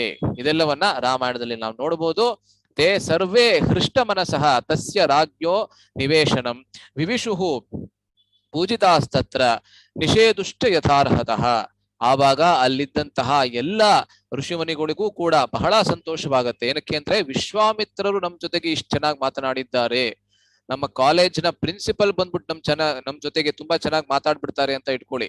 ನಾವೆಲ್ಲ ಬಹಳ ಸಾಮಾನ್ಯವಾದಂತ ವಿದ್ಯಾರ್ಥಿಗಳಿರಬಹುದು, ಆ ಪ್ರಿನ್ಸಿಪಲ್ ಬಂದ್ಬಿಟ್ಟು ಪ್ರಾಂಶುಪಾಲರು ಬಂದು ನಮ್ ಜೊತೆಗೆ ಮಾತನಾಡ್ತಾರೆ ಚೆನ್ನಾಗಿ ಅಂದ್ರೆ ಅವಾಗ ಎಲ್ಲರಿಗೂ ಸಂತೋಷವಾಗತ್ತೆ. ಅದೇ ರೀತಿಯಲ್ಲಿ ಇಲ್ಲಿ ವಿಶ್ವಾಮಿತ್ರರು ನಮ್ ಜೊತೆಗೆ ಚೆನ್ನಾಗಿ ಮಾತಾಡಿದ್ದಾರೆ ಅಂತ ಬಹಳ ಸಂತೋಷವಾಗ್ಬಿಡುತ್ತೆ. ಆಮೇಲೆ ದಶರಥ ಮಾತನಾಡೋದಕ್ಕೆ ಆರಂಭ ಮಾಡ್ತಾನೆ. ಈ ಶ್ಲೋಕವನ್ನ ನಾನು ಏನ್ ಚರ್ಚೆ ಮಾಡ್ತಾ ಇದ್ದೇನೆ ರಾಮಾಯಣದಲ್ಲಿ ಬಹಳ ಮುಖ್ಯವಾದಂತಹ ಶ್ಲೋಕ. ಏಕೆಂದ್ರೆ ದಶರಥ ವಿಶ್ವಾಮಿತ್ರರನ್ನ ಹೇಗೆ ವಿವರಿಸ್ತಾನೆ ಮತ್ತು ವಾಲ್ಮೀಕಿ ಮುನಿಗಳ ಶಬ್ದಗಳಲ್ಲಿ ಇರುವಂತಹ ಆ ಒಂದು ಮಾಯೆ, ಆ ಶಬ್ದಗಳ ಪ್ರಯೋಗದಲ್ಲಿ ಇರತಕ್ಕಂತಹ ಯಾವ ಒಂದು ಅಪೂರ್ವವಾದಂತಹ ಶಕ್ತಿ ಇದೆ ಎಂಬುದನ್ನ ಇಲ್ಲಿ ನಾವು ನೋಡಬಹುದು. ಆದ್ರಿಂದ ಇಲ್ಲಿ ಏನ್ ಹೇಳ್ತಾ ಇದ್ದಾರೆ, ದಶರಥ ವಿಶ್ವಾಮಿತ್ರರಿಗೆ ಮೊದಲನೇದಾಗಿ ಹೇಗೆ ಸಂಬೋಧನೆ ಮಾಡ್ತಾನೆ ಅಂದ್ರೆ, ಯಥಾಮೃತಸ್ಯ ಸಂಪ್ರಾಪ್ತಿ ಯಥಾ ವರ್ಷಂ ಅನೂದಕೆ ಯಥಾ ಸದೃಶದಾರೇಶು ಪುತ್ರ ಜನ್ಮ ಪ್ರಜಸ್ಯ ಚ ಪ್ರಣಷ್ಟಸ್ಯ ಯಥಾ ಲಾಭೋ ಯಥಾ ಹರ್ಷೋ ಮಹೋದಯೇ ತಥೈವಾಗಮನಂ ಮನ್ಯೆ ಸ್ವಾಗತಂ ತೇ ಮಹಾಮುನೆ. ಬಹಳ ಅದ್ಭುತವಾದಂತಹ ಶ್ಲೋಕಗಳು. ಎಷ್ಟೊಂದ್ಸತಿ ನಾನು ಹೇಳಿದ್ದೆ ಅನ್ಸುತ್ತೆ, ವಾಲ್ಮೀಕಿ ಮುನಿಗಳ ತರಹ ಮತ್ತೊಬ್ಬ ಕವಿ ಹುಟ್ಟೋದಕ್ಕೆ ಸಾಧ್ಯವಿಲ್ಲ. ಸಂಸ್ಕೃತದ ಸಾಹಿತ್ಯದ ಬಗ್ಗೆ ಒಂದು ಸ್ವಲ್ಪ ಸಂಕ್ಷಿಪ್ತವಾಗಿ ಇಲ್ಲಿ ಹೇಳ್ಬೇಕಂತ ನಂಗೆ ಸ್ವಲ್ಪ ಮನಸ್ಸಿದೆ, ಆದ್ರಿಂದ ಹೇಳ್ಬಿಡ್ತೀನಿ. ಸಂಸ್ಕೃತದ ಸಾಹಿತ್ಯದಲ್ಲಿ ಬಹಳಷ್ಟು ಕವಿಗಳು, ಅನೇಕ ಕವಿಗಳು ಹುಟ್ಟಿದ್ದಾರೆ. ಪ್ರಾಯಶಃ ಸಂಸ್ಕೃತದ ಸಾಹಿತ್ಯದಲ್ಲಿ ಇರ್ತಕ್ಕಂತಹ ಆ ಒಂದು ಮಾಧುರ್ಯ ಅನ್ನೋದೇನಿದೆ, ಅಥವಾ ಅಷ್ಟು ಅಪಾರವಾದಂತಹ ಕವಿತೆಗಳೇನಿದೆ, ಬೇರೆ ಯಾವುದೇ ಭಾಷೆಯಲ್ಲಿ ಬಂದಿಲ್ಲ. ಭಾರತೀಯ ಭಾಷೆಗಳಲ್ಲೂ ಬಂದಿಲ್ಲ, ವಿದೇಶಿಯ ಭಾಷೆಗಳಲ್ಲಿ ನೀವು ಬಿಟ್ಟೇ ಬಿಡಿ, ಇಂಗ್ಲಿಷ್ ಬೇರೆ ಎಲ್ಲ ಭಾಷೆಗಳಲ್ಲಿ ಬಿಟ್ಟೇ ಬಿಡಿ. ಆದ್ರೆ ಬೇರೆ ಭಾರತೀಯ ಭಾಷೆಗಳಲ್ಲೂ ಕೂಡ ಸಂಸ್ಕೃತದಲ್ಲಿ ಇರತಕ್ಕಂತ ಅಪಾರವಾದಂತಹ ಸಾಹಿತ್ಯಕ್ಕೆ ತಕ್ಕ ಸಮವಾಗಿ ಬೇರೆ ಸಾಹಿತ್ಯ ಇಲ್ಲಿವರೆಗೂ ರಚಿತವಾಗಿಲ್ಲ. ಆಧುನಿಕ ಸಾಹಿತ್ಯವನ್ನ ನಾವು ತೆಗೆದುಕೊಂಡ್ರೂ ಕೂಡ ಅದೇ ರೀತಿಯಾಗಿರ್ತಕ್ಕಂತಹ ಸಂಸ್ಕೃತದ ಅಪೂರ್ವತೆಯನ್ನ, ಆ ಒಂದು ವೈಶಿಷ್ಟ್ಯವನ್ನ ನಾವು ಕಾಣಬಹುದು.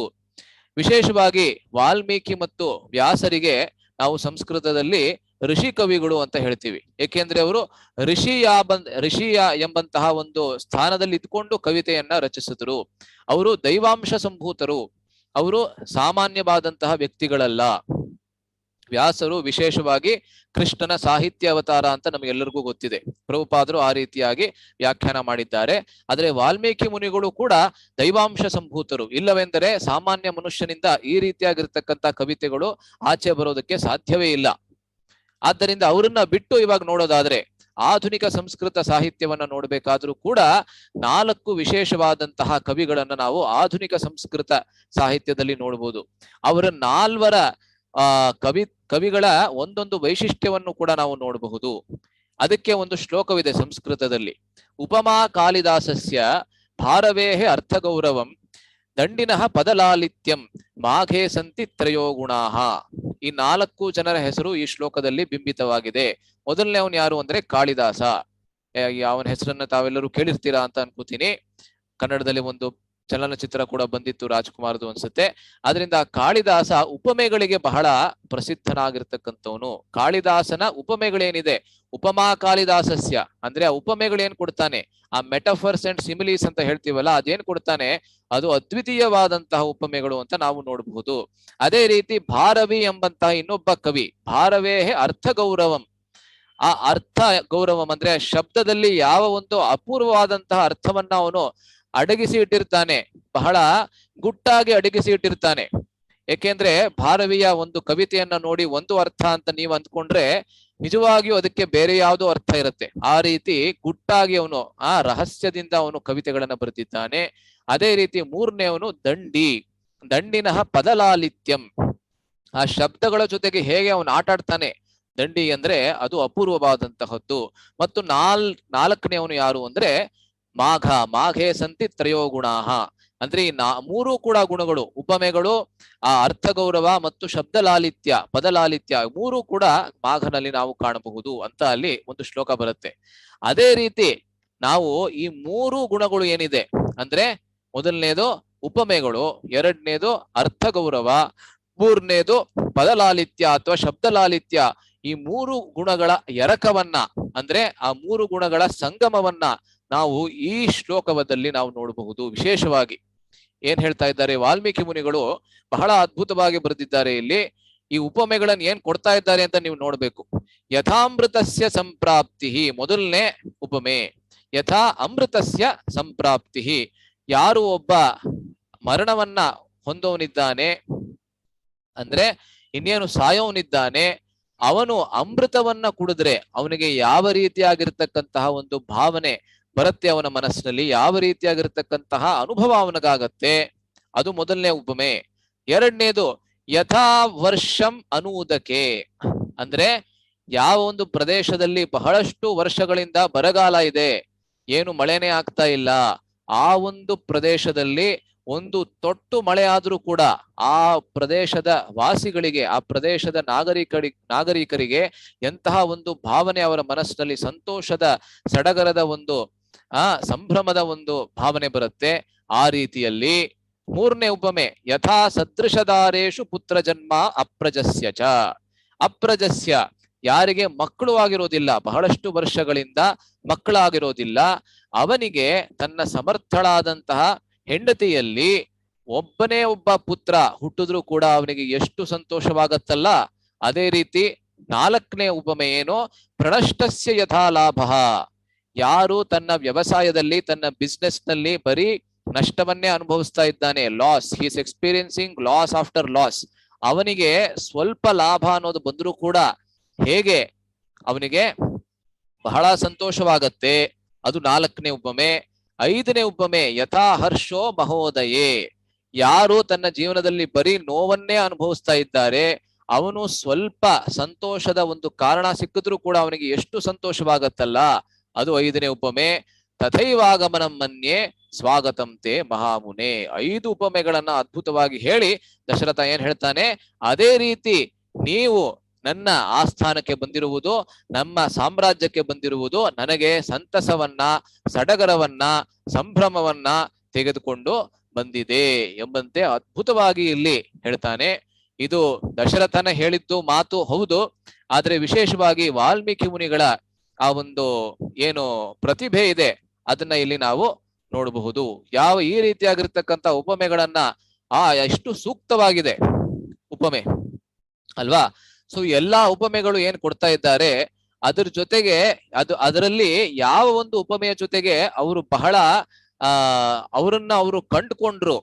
With what metaphor could he relate himself to, with what metaphor could Dasharatha relate himself to ಎಂಬುದಾಗಿ ಅಲ್ಲಿ ಆಚಾರ್ಯರು ಹೇಳ್ತಾರೆ. ಯಾವುದು, ನಾನು ನಿಮಗೆ ಪ್ರಶ್ನೆಯನ್ನು ಕೇಳ್ತೀನಿ ಇವಾಗ. ಈ 5 ಉಪಮೆಗಳನ್ನು ಕೊಟ್ಟಿದ್ದಾರೆ ಇಲ್ಲಿ ಅಲ್ವಾ. ಸೊ ಯಾವ್ದ್ರ ಜೊತೆಗೆ ಎಲ್ಲದಕ್ಕಿಂತ ಹೆಚ್ಚಾಗಿ ಅವರಿಗೆ ನಿಜವಾಗ್ಲೂ ಈ ಉಪಮೆನೇ ಸರಿಗಿದೆ ಅಂತ ಅನ್ನಿಸ್ತು ದಶರಥರಿಗೆ? ಇದು ಒಂದು ಪ್ರಶ್ನೆ, ಬಹಳ ಸರಳವಾದಂತಹ ಪ್ರಶ್ನೆ. ರಾಮಾಯಣವನ್ನ ಯಾರು ಕೇಳಿರ್ತಾರೆ ಇಲ್ಲಿವರೆಗೆ ಹೇಳಬಹುದು ಅಲ್ವಾ. ಮತ್ತೆ 5 ಉಪಮೆಗಳನ್ನ ಹೇಳ್ಬಿಡ್ತೀನಿ. ಯಥಾ ಅಮೃತಸ್ಯ ಸಂಪ್ರಾಪ್ತಿ, ಮೊದಲನೇದೇನದು, ಅಮೃತವನ್ನ ಸಿಕ್ಕಿದ್ರೆ ಹೇಗೆ ಒಂದು ಸಂತೋಷವನ್ನ ಅನುಭವಿಸ್ತಾನೆ. ಯಥಾ ವರ್ಷಂ ಅನ್ನುವುದಕ್ಕೆ ಮಳೆ ಬಂದ್ರೆ ಹೇಗೆ ಸಂತೋಷವನ್ನು ಅನುಭವಿಸ್ತಾನೆ. ಯಥಾ ಸದೃಶದಾರೇಶು ಪುತ್ರ ಜನ್ಮ ಪ್ರಜಸ್ಯ ಚ, ಅಂದ್ರೆ ಯಾರಿಗೆ ಮಕ್ಕಳಿರೋದಿಲ್ಲ ಅವನಿಗೆ ಮಕ್ಕಳಾದಾಗ ಹೇಗೆ ಒಂದು ಸಂತೋಷವನ್ನ ಅನುಭವಿಸ್ತಾನೆ. ಪ್ರಣಷ್ಟಸ್ಯ ಯಥಾ ಲಾಭೋ, ನಷ್ಟವಾಗ್ತಾ ಇರ್ತಕ್ಕಂಥ ಒಬ್ಬ ವ್ಯಕ್ತಿಗೆ ಹೇಗೆ ಲಾಭವಾದ್ರೆ ಸಂತೋಷವಾಗತ್ತೆ. ಯಥಾ ಹರ್ಷೋ ಮಹೋದಯೇ, ಯಾರಿಗೆ ನೋವಾಗ್ತಾ ಇರತ್ತೆ ಅವನಿಗೆ ಸಂತೋಷವಾದ್ರೆ, ಸಂತೋಷದ ಕಾರಣ ಸಿಕ್ಕಿದ್ರೆ ಹೇಗೆ ಅವನಿಗೆ ಸಂತೋಷವಾಗತ್ತೆ. ಯಾವುದು ಈ 5ರಲ್ಲಿ ಯಾವುದು ಅತ್ಯಂತ ಸೂಕ್ತವಾದಂತ ಉಪಮೆ ಅಂತ ದಶರಥ ತನ್ನ ಮನಸ್ಸಲ್ಲಿ ಅನ್ಕೊಂಡ? ಯಾರಾದ್ರೂ ಹೇಳ್ತೀರಾ? ಗೆಸ್ ಮಾಡಿ ಹೇಳ್ಬೋದು, ಏನ್ ತೊಂದ್ರೆ ಇಲ್ಲ. ಪುತ್ರ ಆಗುದು. ಚಂದ್ರಮೌಳಿಯ ಪ್ರಭು ಹೇಳಿ ಯಾವ್ದು ಸದೃಶೋದಾರೇಶು ಪುತ್ರ ಆಯ್ತು, ಧನ್ಯವಾದಗಳು. ಧನ್ಯವಾದಗಳು. ಬೇರೆ ಯಾರು ಮಾತಾಜಿ ಹೇಳ್ತಾ ಇದ್ರು, ಅವರು ಹೇಳಿ. ನಾನ್ ಕೂಡ ಅದೇ ಹೇಳ್ಬೇಕಂತ ಇದ್ದೆ ಪ್ರಭು. ನಮ್ರತಾ ಮಾತಾಜಿನಾ? ಧನ್ಯವಾದಗಳು. ಸೊ ಇದು ಸರಿಯಾದಂತ ಉತ್ತರ ಅಲ್ವಾ. ಬಹಳ ಸರಳವಾದಂತಹ ಪ್ರಶ್ನೆ. ಏನಕ್ಕೆ ಅಂದ್ರೆ ದಶರಥನಿಗೆ ಬಹಳಷ್ಟು ವರ್ಷಗಳಿಂದ ಮಗು ಅನ್ನೋದು ಆಗಿರ್ಲಿಲ್ಲ. ಅಂದ್ರೆ ಶಾಂತೆ ಹುಟ್ಟಿದ್ಲು, ಅವಳನ್ನ ದತ್ತ ಕೊಟ್ಬಿಟ್ಟಿದ್ದಾಗ್ಲೇ. ಆದ್ರೆ ಎಷ್ಟೊಂದು ವರ್ಷಗಳಾದಾದ್ಮೇಲೆ ಮಕ್ಕಳಾಗಿರ್ಲಿಲ್ಲ. ಅದಾದ್ಮೇಲೆ ಪುತ್ರ ಕಾಮೇಷ್ಟಿ ಯಜ್ಞ ಮಾಡಿ ರಾಮ ಲಕ್ಷ್ಮಣ ಭರತ ಶತ್ರುಘ್ನರು ಹುಟ್ಟಿದ್ದಾರೆ. ಸೊ ಅದೇ ರೀತಿ ಇಲ್ಲಿ ವಿಶ್ವಾಮಿತ್ರರನ್ನ ಬರಮಾಡ್ಕೋತಾ ಇದ್ದಾನೆ. ಇಲ್ಲಿ ವಿಶೇಷವಾಗಿ ನಾವು ಏನನ್ನ ನೋಡಬಹುದು, ದಶರಥನಿಂದ ನಾವು ಏನನ್ನ ಕಲಿಬಹುದು ಅಂದ್ರೆ, don't get over excited by anything. ಯಾವುದೇ ಒಂದು ವಿಷಯ ಇದ್ರೂ ಕೂಡ, ಅದು ಅತ್ಯಂತ ಸಂತಸದ ವಿಷಯ ಇದ್ರೂ ಕೂಡ ಅದನ್ನ ತೆಗೆದುಕೊಂಡು ನಾವು ಯಾವತ್ತು ಮಿತಿಮೀರಿದಂತಹ ಸಂತೋಷವನ್ನ ಅನುಭವಿಸೋದಕ್ಕೆ ಪ್ರಯತ್ನವನ್ನ ಪಡಬಾರದು. ಏನಕ್ಕೆ ಅಂದ್ರೆ ದಶರಥ ನಿಜವಾಗ್ಲೂ ಇವಾಗ is A very happy man ಅಲ್ವಾ. ರಾಮ, ಲಕ್ಷ್ಮಣ, ಭರತ, ಶತ್ರುಘ್ನ ಈ 4 ಹುಟ್ಟಾದ ಮೇಲೆ ಇವಾಗ ಸುಮಾರು 12 ವರ್ಷಗಳಾಗಿದೆ. 12 ವರ್ಷಗಳಿಂದ ದಶರಥನ ಸಂತೋಷಕ್ಕೆ ಯಾವುದೇ ಮಿತಿಯೇ ಇಲ್ಲ. ಏಕೆಂದ್ರೆ ರಾಮನಂತಹ ಪುತ್ರ ಹುಟ್ಟಿದ್ರೆ ಯಾರು ತಾನೇ ಸಂತೋಷವಾಗಿರೋದಿಲ್ಲ ಅಲ್ವಾ. ಸೊ ರಾಮನಂತಹ ಪುತ್ರ, ಅಲ್ಲಿ ಕುಲಶೇಖರ ಆಳ್ವಾರರು ಅಂತ ಒಬ್ರು ಬಹಳ ಅತ್ಯುನ್ನತವಾದಂತಹ ಶ್ರೀ ವೈಷ್ಣವ ಆಚಾರ್ಯರು. Kulashekara, prayers of king Kulashekara ಅಂತ ಒಂದು ಪುಸ್ತಕ ಕೂಡ ಇದೆ. ಪ್ರಭುಪಾದರು ಅದರಲ್ಲಿ ಒಂದಷ್ಟು ಶ್ಲೋಕಗಳಿಗೆ ತಾತ್ಪರ್ಯವನ್ನ ಬರೆದಿದ್ದಾರೆ. ಯಾವ್ದದು ಪುಸ್ತಕ? ಯಾರಿಗಾರು ಗೊತ್ತಿದ್ಯಾ? ಗೊತ್ತಿರ್ಲೇಬೇಕಿದು. ಪ್ರಭುಪಾದರ ಪುಸ್ತಕಗಳನ್ನ ನೀವು ಓದಿದ್ರೆ ಇದು ಗೊತ್ತಿರುತ್ತೆ. ಆ ಕುಲಶೇಖರ ಮಹಾರಾಜರು ಬರ್ತಿರ್ತಕ್ಕಂತ ಒಂದು ಸ್ತೋತ್ರವನ್ನ ಪ್ರಭುಪಾದರು ಅನುವಾದ ಮಾಡಿದ್ದಾರೆ. ಪ್ರಭುಪಾದರು ಮತ್ತು ತಮ್ಮ ಶಿಷ್ಯಂದ್ರು ಕೂಡ ಅನುವಾದ ಮಾಡಿದ್ದಾರೆ. ಯಾವ ಸ್ತೋತ್ರ ಅದು? ಗೊತ್ತಿದ್ಯಾ ಯಾರಿಗಾದ್ರು? ಮುಕುಂದಮಾಲಾ ಸ್ತೋತ್ರ. ಹಾ ಧನ್ಯವಾದಗಳು ಪ್ರವೀಣ್ ಬ್ರೋ ಅವ್ರಿಗೆ. ಮುಕುಂದಮಾಲಾ ಸ್ತೋತ್ರ. ಸೊ ಆ ಕುಲಶೇಖರ ಆಳ್ವಾರರು ತಮಿಳಿನಲ್ಲಿ ಬರೆದಿರ್ತಕ್ಕಂತ ಮತ್ತೊಂದು ಕವಿತೆಯಲ್ಲಿ ಅವ್ರು ಹೇಳ್ತಾರೆ, ದಶರಥ ರಾಮನನ್ನ ಹೇಗೆ ಅವನು ಸಂಬೋಧಿಸ್ತಾ ಇದ್ದ. ರಾಮ ವಿಶೇಷವಾಗಿ ಬೆಳೀತಾ ಇರ್ಬೇಕಾದ್ರೆ, ಇವಾಗಾಗ್ಲೇ ಬೆಳೆದು ಬಿಟ್ಟಿದ್ದಾನೆ, 12 ವರ್ಷ ಆಗಿದೆ ಅವನಿಗೆ. ಇಷ್ಟೊತ್ತಿಗಾಗ್ಲೇ ಅವನು ವಸಿಷ್ಠಾಶ್ರಮಕ್ಕೆ ಹೋಗಿ ಆಗಲೇ ತನ್ನ ವಿದ್ಯೆಯನ್ನ ಎಲ್ಲ ಸಂಪಾದಿಸ್ಬಿಟ್ಟು ಬಂದಿದ್ದಾನೆ. ಆದ್ರೆ ಅದಕ್ಕಿಂತ ಮುಂಚೆ ಯಾವಾಗ ಅವನು ರಾಮ ಬೆಳೀತಾ ಇದ್ನಲ್ಲ, ಆವಾಗ ಅವನನ್ನ ಹೇಗೆ ಕರಿತಾ ಇದ್ದ ದಶರಥ ಎಂಬುದಾಗಿ ಅವ್ರು ಹೇಳ್ತಾರೆ. ತಮಿಳಿನಲ್ಲಿ ಬರೀ 2-3 ಶಬ್ದಗಳು ಮಾತ್ರ ಹೇಳ್ತಾರೆ. ವಾ ಪೋಗುವಾ ರಾಮ ವಾ ಪೋಗುವಾ ಅಂತ ಹೇಳ್ತಾರೆ ಅವರು. ಇದನ್ನ ಹಾಡ್ಬೇಕಾದ್ರೆ ಆತರ ಹಾಡ್ತಾರೆ. ಬಹಳ ಸುಲಭವಾಗಿದೆ ಇದು. ವಾ ಅಂದ್ರೆ ಸಂಸ್ಕೃತದಲ್ಲಿ, ಕನ್ನಡದಲ್ಲಿ ಬಾ ಅಂತ. ಪೋಗ್ ಸಂಸ್ಕೃತ ಅಲ್ಲ, ತಮಿಳಿನಲ್ಲಿ. ಪೋಗ್ ಅಂದ್ರೆ ತಮಿಳಿನಲ್ಲಿ, ಕನ್ನಡದಲ್ಲಿ ಹೋಗು. ಅದರಿಂದ ದಶರಥ ರಾಮನನ್ನ ಕರಿಬೇಕಾದ್ರೆ ಕರಿತಾ ಇದ್ದಂತೆ, ಹೇ ರಾಮ ಬಾ ಇಲ್ಲಿ ಅಂತ. ರಾಮ ಬರ್ತಾ ಇದ್ದಂತೆ, ತಕ್ಷಣ ಅವನನ್ನ ಹೋಗು ಅಂತ ಹೇಳ್ತಾ ಇದ್ದಂತೆ ದಶರಥ. ಅವನ ಜೊತೆಗೆ ಏನು ಮಾತಾಡ್ತಾ ಇರ್ಲಿಲ್ಲ, ಏನು ಕೆಲಸ ಇರ್ತಾ ಇರ್ಲಿಲ್ಲ ರಾಮನ್ ಜೊತೆಗೆ. ಆದ್ರೆ ದಶರಥ ಅವನನ್ನ ಕರಿತಾ ಇದ್ದಂತೆ, ಬಾ ಮತ್ತೆ ಹೋಗು, ಬಾ ಮತ್ತೆ ಹೋಗು. ನಿಮ್ಮ ಮಕ್ಕಳ ಜೊತೆಗೆ, ನಿಮ್ಮ ಚಿಕ್ಕ ಮಕ್ಕಳ ಜೊತೆಗೆ ಇದನ್ನ ಪ್ರಯೋಗ ಮಾಡ್ಬಿಟ್ಟು ನೋಡಿ, ಗೊತ್ತಾಗತ್ತೆ ನಿಮಗೆ. ಬೈಗುಳ ಬರುತ್ತೆ ಅಲ್ವಾ? ನಿಮ್ಮ ಮಕ್ಕಳ ಹೆಸರು ಶ್ರೀಹರಿ ಅಂತ ಇಟ್ಕೊಳ್ಳಿ. ಹೇ ಶ್ರೀಹರಿ ಬಾ. ಆಯ್ತು ಬಂದೆ ಅಂತ ಶ್ರೀಹರಿ ಬರ್ತಾನೆ. ಅದಾದ್ಮೇಲೆ ಹೋಗು. ಏನಕ್ಕೆ ಕರೆದಿದ್ದು ನನ್ನನ್ನ ಅವನು ಕರೀತಾನೆ. ಮತ್ತೆ ಬಾ ಶ್ರೀಹರಿ, ನಿಮ್ ಜೊತೆಗೆ ನನ್ ತಲೆ ಕೆಟ್ಟೋಗತ್ತೆ ಅಂತ ಹೇಳ್ತಾನೆ ನಿಮ್ ಮಗ ಅಲ್ವಾ? ಆದ್ರೆ ರಾಮ ಎಷ್ಟು ವಿಧೇಯನಾಗಿರ್ತಕ್ಕಂತ ಒಬ್ಬ ಮಗನಾಗಿದ್ದ ಅಂದ್ರೆ, ಅವನು ಬಾ ಅಂದ್ರೆ, ದಶರಥ ಬಾ ಅಂದ್ರೆ ತಕ್ಷಣ ಬರ್ತಾ ಇದ್ದಂತೆ, ಹೋಗು ಅಂದ್ರೆ ತಕ್ಷಣ ಹೋಗ್ತಾ ಇದ್ದಂತೆ. ಈ ರೀತಿ ಏನಕ್ ಮಾಡ್ತಾ ಇದ್ದ ದಶರಥ? ಅವನಿಗೇನು ಹುಚ್ಚಿಡ್ದಿತ್ತ ಅಂತ ಹೇಳಿದಿದ್ರೆ ಇಲ್ಲ, ಹುಚ್ಚಿಡ್ದಿರ್ಲಿಲ್ಲ. ಆದ್ರೆ ನಿಜವಾಗಿಯೂ ದಶರಥನಿಗೆ ಹೇಗೆ ಅವನ ಮನಸ್ಸಿನಲ್ಲಿ ಯಾವ ಭಾವನೆ ಇತ್ತು ಅಂದ್ರೆ, ರಾಮ ಯಾವಾಗ ಅವನ ಕಡೆಗೆ ಬರ್ತಾ ಇದ್ದ, ಆವಾಗ ಅವನ ಮುಂಭಾಗದ ಅಂದ್ರೆ ಫ್ರಾಂಟಲ್ ಬ್ಯೂಟಿ ಅನ್ನೋದೇನಿದೆ, ಮುಂಭಾಗದ ಸೌಂದರ್ಯವನ್ನ ಅವನು ಅನುಭವಿಸ್ತಾ ಇದ್ದ. ರಾಮನ ಮುಂಭಾಗದ ಸೌಂದರ್ಯವನ್ನ ಅನುಭವಿಸ್ತಾ ಇರ್ಬೇಕಾದ್ರೆ ಅವನ ಹಿಂಭಾಗದ ಸೌಂದರ್ಯದಿಂದ ವಂಚಿತನಾಗ್ಬಿಡ್ತಾ ಇದ್ದ. ಆದ್ರಿಂದ ತಕ್ಷಣ ಅವನಿಗೆ ಹೇಳ್ತಾ ಇದ್ದ ಅಂದ್ರೆ, ಇಲ್ಲಿಂದ ಹೋಗು. ಏನಕ್ಕೆ ಅಂದ್ರೆ, ಮುಂಭಾಗದ ಸೌಂದರ್ಯವನ್ನ ಅನುಭವಿಸಿ ಆಯ್ತು, ಇವಾಗ ನಿನ್ನ ಹಿಂಭಾಗದ ಸೌಂದರ್ಯವನ್ನ ನಾನು ಅನುಭವಿಸ್ಬೇಕು, ಆದ್ರಿಂದ ಹೋಗು. ಅದಾದ್ಮೇಲೆ ಮತ್ತೆ ಅವನ ಮನಸ್ಸಿಗೆ ಅನಿಸ್ತಾ ಇತ್ತು, ಮತ್ತೆ ಮುಂಭಾಗದ ಸೌಂದರ್ಯವನ್ನ ನಾನು ಅನುಭವಿಸ್ಬೇಕು ಅಂತ. ಮತ್ತೆ ಬಾ, ಮತ್ತೆ ಹೋಗು, ಬಾ ಹೋಗು, ಬಾ ಹೋಗು ಅಂತ ಆ ರೀತಿ ದಶರಥ ಆ ಸೌಂದರ್ಯವನ್ನ ಹಾಗೆ ಅನುಭವಿಸ್ತಾ ಇದ್ದ. ಇಲ್ಲಿ ವಿಶೇಷವಾಗಿ ನಾವು ಒಂದಷ್ಟು ಒಂದು ವಿಷಯವನ್ನ ಗಮನಿಸಬೇಕು. ಇವತ್ತು ಬಹಳ ಕಡಿಮೆ ಶ್ಲೋಕಗಳನ್ನ ಚರ್ಚೆ ಮಾಡ್ತಾ ಇದ್ದೇನೆ, ಆದ್ರೆ ಬಹಳ ಮುಖ್ಯವಾದಂತ ವಿಷಯಗಳನ್ನ ಹೇಳೋದಕ್ಕೆ ಇಲ್ಲಿ ಬಯಸ್ತೇನೆ. ಏನು ಅಂದ್ರೆ, ಸಂಸ್ಕೃತದಲ್ಲಿ 2 ಶಬ್ದಗಳಿದೆ. ಒಂದು ಸೌಂದರ್ಯ, ಇನ್ನೊಂದು ಲಾವಣ್ಯ. ಕನ್ನಡದಲ್ಲೂ ಈ ಶಬ್ದಗಳಿದೆ, ಆದ್ರೆ ಬಹಳ ಕಡಿಮೆ ಅವಸರಗಳಲ್ಲಿ, ಅವಕಾಶಗಳಲ್ಲಿ ನಾವು ಈ ಲಾವಣ್ಯ ಎಂಬಂತ ಶಬ್ದವನ್ನ ಪ್ರಯೋಗ ಮಾಡ್ತೀವಿ. ಹೆಚ್ಚಿನ ಸಂದರ್ಭಗಳಲ್ಲಿ ನಾವು ಏನಂತ ಪ್ರಯೋಗ ಮಾಡ್ತೀವಿ? ಸೌಂದರ್ಯ. ಆದ್ರೆ ಈ 2 ಶಬ್ದಗಳ ಮಧ್ಯೆ ಒಂದು ವ್ಯತ್ಯಾಸವಿದೆ, ಬಹಳ ಮುಖ್ಯವಾದಂತಹ ವ್ಯತ್ಯಾಸವಿದೆ. ಯಾರಾದ್ರೂ ಹೇಳೋದಕ್ಕೆ ಪ್ರಯತ್ನ ಪಡ್ತೀರಾ? ಸೌಂದರ್ಯ ಮತ್ತು ಲಾವಣ್ಯ, ಈ 2 ಶಬ್ದಗಳ ಮಧ್ಯದಲ್ಲಿ ಇರತಕ್ಕಂತ ವ್ಯತ್ಯಾಸ ಏನು? ಸೌಂದರ್ಯ ಅಂದ್ರೆ ಸುಂದರವಾಗಿರೋದು, ಲಾವಣ್ಯ ಅಂದ್ರೆ ಲಕ್ಷಣವಾಗಿರೋದು. ಓಕೆ, ಒಳ್ಳೆ ಉತ್ತರ, ಒಳ್ಳೆ ಊಹೆ ಕೂಡ. ಸೌಂದರ್ಯ ಅಂದ್ರೆ ಸುಂದರವಾಗಿರೋದು, ಲಾವಣ್ಯ ಅಂದ್ರೆ ಲಕ್ಷಣವಾಗಿರೋದು. ಓಕೆ, ಬೇರೆ ಯಾರಾದ್ರೂ ಏನಾದ್ರೂ ಹೇಳೋದಕ್ಕೆ ಇಷ್ಟಪಡ್ತೀರಾ?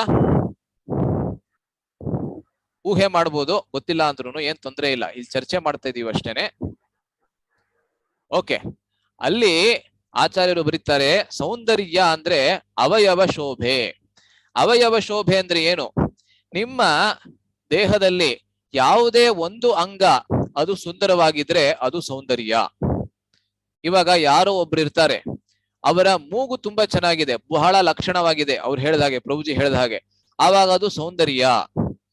ಅವರು ಯಾರೋ ಒಬ್ರಿದ್ದಾರೆ, ಅವರ ಕೈಗಳು ಆಜಾನುಲಂಬಿತ ಭುಜವು ಕನಕಾವದಾತವು ಅಂತ ಚೈತನ್ಯ ಮಹಾಪ್ರಭುಗಳಿಗೆ ಮತ್ತು ನಿತ್ಯಾನಂದ ಪ್ರಭುಗಳಿಗೆ ಹೇಳೋ ಹಾಗೆ ಅವರ ಕೈಗಳು ಬಹಳ ದೀರ್ಘವಾಗಿ ಚೆನ್ನಾಗಿದೆ, ಅದು ಕೂಡ ಸೌಂದರ್ಯ ಅಷ್ಟೇ. ಆದ್ರಿಂದ ನಿಮ್ಮ ದೇಹದಲ್ಲಿ ಯಾವುದೇ ಒಂದು ಅಂಗ ಸುಂದರವಾಗಿದ್ರೆ ಅದು ಸೌಂದರ್ಯ. ಆದ್ರೆ ದೇಹದಲ್ಲಿ ಪ್ರತಿಯೊಂದು ಅಂಗ ಕೂಡ ಆ ಸಮಸ್ತವಾಗಿರ್ತಕ್ಕಂತಹ ದೇಹವೇ ಸುಂದರವಾಗಿದ್ರೆ ಅದು ಲಾವಣ್ಯ. ಆದ್ದರಿಂದ ಲಾವಣ್ಯ ಎಂಬಂತ ಶಬ್ದ ಏನಿದೆ ಕೇವಲ ಭಗವಂತನಿಗೆ ಮಾತ್ರ ನಾವು ಪ್ರಯೋಗ ಮಾಡೋದಕ್ಕೆ ಸಾಧ್ಯ. ಬೇರೆಯವರೆಲ್ಲರಿಗೂ ನಾವು ಸುಂದರವಾಗಿದ್ದಾರೆ ಅಂತ ಹೇಳ್ಬೋದು ಅಷ್ಟೇ. ಏಕೆಂದ್ರೆ ಅವರ ಸಮಸ್ತವಾದ ದೇಹ ಸುಂದರವಾಗಿರೋದಕ್ಕೆ ಸಾಧ್ಯವಿಲ್ಲ. ಆ ದೇಹದಲ್ಲಿ ಯಾವುದೋ ಒಂದು ಭಾಗ ಮಾತ್ರ ಸುಂದರವಾಗಿರೋದಕ್ಕೆ ಸಾಧ್ಯನೇ ಹೊರತು ಸಮಸ್ತವಾಗಿರ್ತಕ್ಕಂಥ ದೇಹ ಸುಂದರವಾಗಿರೋದು ಕೇವಲ ಭಗವಂತ ಮತ್ತು ಭಗವಂತನ ಅವತಾರಗಳಿಗೆ ಮಾತ್ರ ಸಾಧ್ಯ. ಹಾಗೆ ದಶರಥ ರಾಮನನ್ನ ಹಾಗೆ ಅನುಭವಿಸ್ತಾ ಇದ್ದ. ಆದ್ದರಿಂದ ಈ ಕ್ಷಣದಲ್ಲಿ ದಶರಥ ಬಹಳ ಸಂತೋಷದಲ್ಲಿದ್ದಾನೆ.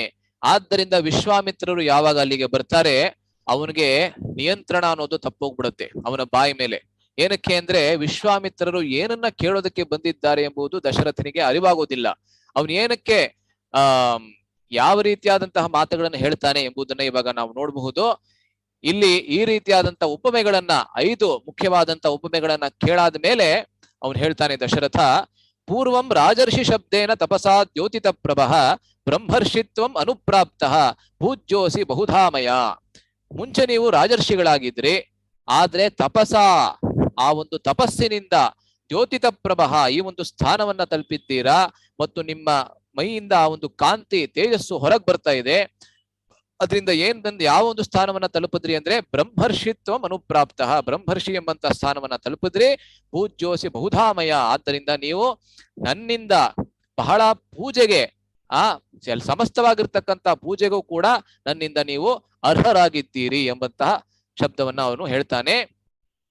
ತದದ್ಭುತಮಿದಂ ಬ್ರಹ್ಮನ್ ತದದ್ಭುತಮಿದಂ ಬ್ರಹ್ಮನ್ ಪವಿತ್ರಂ ಪರಮಂ ಮಮ ಶುಭಕ್ಷೇತ್ರ ಗತಶ್ಚಾಹಂ ತವ ಸಂದರ್ಶನಾತ್ ಪ್ರಭೋ. ನೀವು ಇಲ್ಲಿಗೆ ಬಂದಿರೋದು ಹೇಗೆ ನನಗೆ ಅನಿಸ್ತಾ ಇದೆ ಅಂದ್ರೆ ಒಂದು ಶುಭ ಕ್ಷೇತ್ರ ಅಲ್ವಾ. ಭಾಗವತದಲ್ಲಿ ಕೂಡ ಬರುತ್ತೆ, ಭವದ್ವಿಧ ಭಾಗವತ ತೀರ್ಥಭೂತ ಸ್ವಯಂ ವಿಭೋ ತೀರ್ಥಿ ಕುರುವಂತಿ ತೀರ್ಥಾಣಿ ಸ್ವಾಂತಸ್ಥೇನ ಗದಾಭೃತ.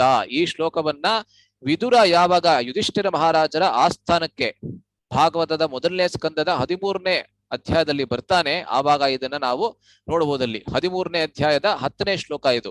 ಅಂದ್ರೆ ಯುಧಿಷ್ಠಿರ ಮಹಾರಾಜರು ವಿದುರನಿಗೆ ಹೇಳ್ತಾರೆ ಏನಂದ್ರೆ, ನಿಮ್ಮಂತಹ ಮುನಿವರ್ಗದವರು ಋಷಿ ಮುನಿಗಳು ಯಾರಿದ್ದಾರೆ ಅಥವಾ ನಿಮ್ಮಂತಹ ಭಗವದ್ ಭಕ್ತರು ಯಾರಿದ್ದಾರೆ ಅವರು ಆ ಕ್ಷೇತ್ರ ಸ್ಥಳಕ್ಕಿಂತ ಹೆಚ್ಚು ಪವಿತ್ರವಾದಂತಹವರು. ಏಕೆಂದ್ರೆ ಕ್ಷೇತ್ರ ಸ್ಥಳಕ್ಕೆ ನಾವು ಪವಿತ್ರವಾಗ್ಬೇಕಂದ್ರೆ ನಾವು ಆ ಕ್ಷೇತ್ರ ಸ್ಥಳಕ್ಕೆ ಹೋಗಬೇಕು, ಆವಾಗ ಮಾತ್ರ ಪವಿತ್ರರಾಗಕ್ಕೆ ನಾವು ಸಾಧ್ಯ. ಆದ್ರೆ ನಿಮ್ಮಂತಹ ಭಗವದ್ ಭಕ್ತರು ಯಾರಿದ್ದಾರೆ ನೀವೇನೆ ಬೇರೆ ಬೇರೆ ಸ್ಥಳಕ್ಕೆ ಹೋಗಿ ಆ ಕ್ಷೇತ್ರವನ್ನೇ ನೀವು ಪವಿತ್ರಗೊಳಿಸ್ಬಿಡ್ತೀರಾ. ಆದ್ದರಿಂದ ಅದೇ ರೀತಿ ದಶರಥ ಕೂಡ ಇಲ್ಲಿ ವಿಶ್ವಾಮಿತ್ರರಿಗೆ ಹೇಳ್ತಾ ಇದ್ದಾನೆ. ಅದಾದ್ಮೇಲೆ ಇಲ್ಲಿ ಏನ್ ಹೇಳ್ತಾ ಇದ್ದಾನೆ ಅದು ಮುಖ್ಯ. ಬ್ರೂಹಿ ಯತ್ ಪ್ರಾರ್ಥಿತಂ ತುಭ್ಯಂ ಕಾರ್ಯಂ ಆಗಮನಂ ಪ್ರತಿ ಇಚ್ಛಾಮ್ಯನುಗೃಹೀತೋಹಂ ತ್ವದರ್ಥ ಪರಿವೃದ್ಧಯೇ ಅಂತ ಹೇಳ್ತಾ ಇದ್ದಾನೆ. ಏಕೆಂದ್ರೆ ದಶರಥನಿಗೆ ಗೊತ್ತಿದೆ, ದಶರಥ ಅಷ್ಟು ಸಂತೋಷದಲ್ಲಿದ್ರು ಕೂಡ, ಸಂತಸದಲ್ಲಿದ್ರು ಕೂಡ, ಸಂಭ್ರಮದಲ್ಲಿದ್ರು ಕೂಡ, ಸಡಗರದಲ್ಲಿದ್ರು ಕೂಡ ಅವನಿಗೆ ಚೆನ್ನಾಗಿ ಗೊತ್ತಿದೆ ವಿಶ್ವಾಮಿತ್ರ ಮುನಿಗಳು ಯಾವುದೇ ಕೆಲಸವಿಲ್ಲದೆ ತಮ್ಮ ಆಶ್ರಮದಿಂದ ಆಚೆ ಹೋಗುವಂತವರಲ್ಲ. ಯಾವುದೋ ಒಂದು ಮುಖ್ಯವಾದಂತಹ ಕೆಲಸದಿಂದಲೇ ಇಲ್ಲಿಗೆ ಬಂದಿದ್ದಾರೆ ಎಂಬುದು ದಶರಥನಿಗೆ ಬಹಳ ಚೆನ್ನಾಗಿ ಗೊತ್ತಿದೆ. ಏಕೆಂದ್ರೆ ವಿಶ್ವಾಮಿತ್ರ ಮುನಿಗಳು ಸುಮ್ನೆ ಅಲ್ಲಿಗೂ ಹೋಗುವಂತವರಲ್ಲ. ಅವರಿಗೆ ಫ್ರೀ ಟೈಮ್ ಸಿಕ್ತು ಅಂದ್ರೆ, ನಾವು ಫ್ರೀ ಟೈಮ್ ಸಿಕ್ಕಿದ್ರೆ ನಾವು ಟೈಮ್ ಪಾಸ್ ಮಾಡ್ತೀವಿ. ಆದ್ರೆ ವಿಶ್ವಾಮಿತ್ರರಿಗೆ ಟೈಮ್ ಪಾಸ್ ಅಂದ್ರೆ ಏನೋ ತಪಸ್ಸಿನಲ್ಲಿ ಕೂರೋದೇ ಅವರಿಗೆ ಟೈಮ್ ಪಾಸ್, ಬೇರೆ ಯಾವುದೇ ಟೈಮ್ ಪಾಸ್ ಅವರಿಗೆ ಬೇಕಾಗಿಲ್ಲ. ಆದ್ದರಿಂದ ದಶರಥನಿಗೆ ಗೊತ್ತಾಗ್ತದೆ ಯಾವುದೋ ಒಂದು ಅದ್ಭುತವಾದ ಮುಖ್ಯವಾದಂತಹ ಕೆಲಸವನ್ನ ಇಟ್ಕೊಂಡೇ ಇಲ್ಲಿಗೆ ಬಂದಿದ್ದಾರೆ. ಆದ್ರಿಂದ ಬ್ರೂಹಿ ಬ್ರಹ್ಮನ್, ಹೇ ಬ್ರಾಹ್ಮಣ ನನಗೆ ಹೇಳಿ ಏನಕ್ಕೆ ಬಂದಿದ್ದೀರಾ ಇಲ್ಲಿ. ಯತ್ ಪ್ರಾರ್ಥಿತಂ ತುಭ್ಯಂ ಕಾರ್ಯಂ ಆಗಮನಂ ಪ್ರತಿ, ಯಾವ ಒಂದು ಕೆಲಸವನ್ನ ಇಟ್ಕೊಂಡು ಇಲ್ಲಿಗೆ ನೀವು ಆಗಮನಿಸಿದ್ದೀರಿ. ಇಚ್ಛಾಮಿ ಅನುಗೃಹೀತೋಹಂ ತ್ವದರ್ಥ ಪರಿವೃದ್ಧಯೇ, ತ್ವದರ್ಥ ಪರಿವೃದ್ಧಯೇ ಇಚ್ಛಾಮಿ ಅಂದ್ರೆ ಆ ಒಂದು ಕೆಲಸವನ್ನ ಸಂಪನ್ನಗೊಳಿಸೋದಕ್ಕೆ ನಾನು ಇಚ್ಛಿಸುತ್ತೇನೆ, ಅದಕ್ಕೆ ನನ್ನ ಇಚ್ಛೆ ಇದೆ. ಅಂದ್ರೆ ನನ್ನ ಬೇರೆ ದ್ವಿತೀಯವಾದಂತ ಇಚ್ಛೆ ಬೇರೆ ಏನು ಈ ಕ್ಷಣದಲ್ಲಿ ನನಗಿಲ್ಲ. ನೀವು ಯಾವ ಕೆಲಸ ಕಾರ್ಯವನ್ನ ಮಾಡೋದಕ್ಕೆ ಇಲ್ಲಿ ಅಥವಾ ಮಾಡಿಸೋದಕ್ಕೆ ನನ್ನಿಂದ ಇಲ್ಲಿಗೆ ಬಂದಿದ್ದೀರಾ, ಆ ಕೆಲಸವನ್ನ ಮಾಡೋದಕ್ಕೆ ಮಾತ್ರ ನನಗೆ ಇಚ್ಛೆ ಇದೆ. ಅದರಿಂದಲೇ ನಾನು ಅನುಗೃಹೀತೋಹಂ, ಅದರಿಂದಲೇ ನಾನು ಅನುಗೃಹೀತನಾಗ್ತೀನಿ. ಅಂದ್ರೆ ನಾನು ಐ ವಿಲ್ ಬಿ ಬ್ಲೆಸ್ಡ್, ಅದರಿಂದಲೇ ನನಗೆ ಎಲ್ಲಾ ರೀತಿಯಾಗಿರ್ತಕ್ಕಂಥ ಆಶೀರ್ವಾದ ನನಗೆ ಪ್ರಾಪ್ತವಾಗ್ತದೆ. ಕಾರ್ಯಸ್ಯ ನ ವಿಮರ್ಶಂ ಚ ಗಂತುಮರ್ಹಸಿ ಕೌಶಿಕ ಕರ್ತಾಚಾಹಂ ಅಶೇಷೇಣ ದೈವತಂ ಹಿ ಭವಾನ್ ಮಮ. ಮಿತಿಮೀರಿದಂತಹ ಒಂದು ಮಾತುಗಳನ್ನ ಇಲ್ಲಿ ಆಡ್ಬಿಡ್ತಾನೆ ದಶರಥ. ಗೊತ್ತಾಗೋದಿಲ್ಲ ಅವನಿಗೆ ಏನು ನಾನ್ ಮಾತಾಡ್ತಾ ಇದ್ದೀನಿ ಅಂತ. ಕಾರ್ಯಸ್ಯ ನ ವಿಮರ್ಶಂ ಚ ಗಂತುಮರ್ಹಸಿ ಕೌಶಿಕ. ಹೇ ಕೌಶಿಕ, ಕೌಶಿಕನ ಎಂಬಂತಹ ಹೆಸರಿನಿಂದ ಪ್ರಖ್ಯಾತವಾದಂತಹ ಬ್ರಾಹ್ಮಣನೇ. ಏಕೆಂದ್ರೆ ವಿಶ್ವಾಮಿತ್ರರು ಬಂದಾಗ ಆ ದ್ವಾರಪಾಲಕನಿಗೆ ಅದನ್ನೇ ಹೇಳಿದ್ದವರು. ಏನಂತ ಹೇಳಿದ್ರು? ಕೌಶಿಕ ಬಂದಿದ್ದೀನಿ ಅಂತ ದಶರಥನಿಗೆ ಹೋಗಿ ಹೇಳು. ಆದ್ರಿಂದ ಮತ್ತೆ ಇಲ್ಲಿ ದಶರಥ ಕೂಡ ಬಹಳ ಬುದ್ಧಿಯಿಂದ ಅವನನ್ನ ಮತ್ತೆ ವಿಶ್ವಾಮಿತ್ರ ಅಂತ ಸಂಬೋಧಿಸ್ತಾ ಇಲ್ಲ. ಏನಂತ ಸಂಬೋಧಿಸ್ತಾ ಇದ್ದಾನೆ? ಹೇ ಕೌಶಿಕ, ಕಾರ್ಯಸ್ಯ ವಿಮರ್ಶಂ ನ ಗಂತುಮರ್ಹಸಿ. ನೀವು ಯಾವ ಕಾರ್ಯವನ್ನ ಸಂಪನ್ನಗೊಳಿಸ್ಬೇಕು ಅಂತ ಇಲ್ಲಿಗೆ ಬಂದಿದ್ದೀರಾ, ಅದನ್ನ ಹೇಳೋದಕ್ಕೆ ದಯವಿಟ್ಟು ನಾಚ್ಕೋಬೇಡಿ. ಕರ್ತಾಚಾಹಂ ಅಶೇಷೇಣ. ಯಾವುದೇ ಅಸಾಧ್ಯವಾದಂತ ಕೆಲಸ ಇದ್ರೂ ಕೂಡ ನಾನು ಅದನ್ನ ಮಾಡಿ ತೋರಿಸ್ತೀನಿ ಎಂಬಂತೆ ಜಂಬಾ ಕೊಚ್ಕೋತಾ ಇದ್ದಾನೆ. ದೈವತಂ ಹಿ ಭವಾನ್ ಮಮ. ಏಕೆ ಅಂದ್ರೆ ನೀನೇ ನನಗೆ ದೇವ್ರು ಎಂಬಂತ ಶಬ್ದಗಳನ್ನು ಕೂಡ ಅಲ್ಲಿ ಪ್ರಯೋಗ ಮಾಡ್ಬಿಡ್ತಾನೆ ಅಲ್ವಾ. ಸೊ ದಶರಥನಿಗೆ ಗೊತ್ತಾಗೋದಿಲ್ಲ ನಾನು ಏನು ಹೇಳ್ತಾ ಇದ್ದೀನಿ, ಮತ್ತೆ ಆ ರೀತಿಯಾದಂತ ಶಬ್ದವನ್ನ ಇವ್ರಿಗೆ ಹೇಳ್ಬಿಟ್ರೆ ಯಾವ ರೀತಿಯಾದಂತ ಪರಿಸ್ಥಿತಿ ಬರುತ್ತೆ ಎಂಬುದು ಅವನಿಗೆ ಗೊತ್ತಿಲ್ಲ. ಸೊ ಇನ್ನೆರಡೇ ಶ್ಲೋಕಗಳಿದೆ, ಅದನ್ನ ಚರ್ಚೆ ಮಾಡ್ಬಿಟ್ಟು ವಿರಾಮವನ್ನು ಕೊಟ್ಬಿಡ್ತೀನಿ. ಮಮ ಚಾಯಂ ಅನುಪ್ರಾಪ್ತಃ ಮಹಾನ್ ಅಭ್ಯುದಯೋ ದ್ವಿಜಃ ತವ ಆಗಮನ ಜಹ ಕೃತ್ಸ್ನೋ ಧರ್ಮಶ್ಚ ಅನುತ್ತಮೋ ಮಮ. ಆದ್ದರಿಂದ ನಿಮ್ಮ ಆಗಮನ ಏನಿದೆ ಅದರಿಂದ ನನಗೆ ಎಲ್ಲಾ ರೀತಿಯಾಗಿರ್ತಕ್ಕಂಥ ಆಶೀರ್ವಾದದ ಪ್ರಾಪ್ತಿ ಕೂಡ ಇಲ್ಲಿ ಆಗ್ತಾ ಇದೆ. ಕೃತ್ಸ್ನಃ ಅಂದ್ರೆ ಕಂಪ್ಲೀಟ್ ಅಂತ ಸಂಸ್ಕೃತದಲ್ಲಿ. ಕೃತ್ಸ್ನಃ ಕೃಷ್ಣ ಅಲ್ಲ, ಕೃಷ್ಣ ಬೇರೆ.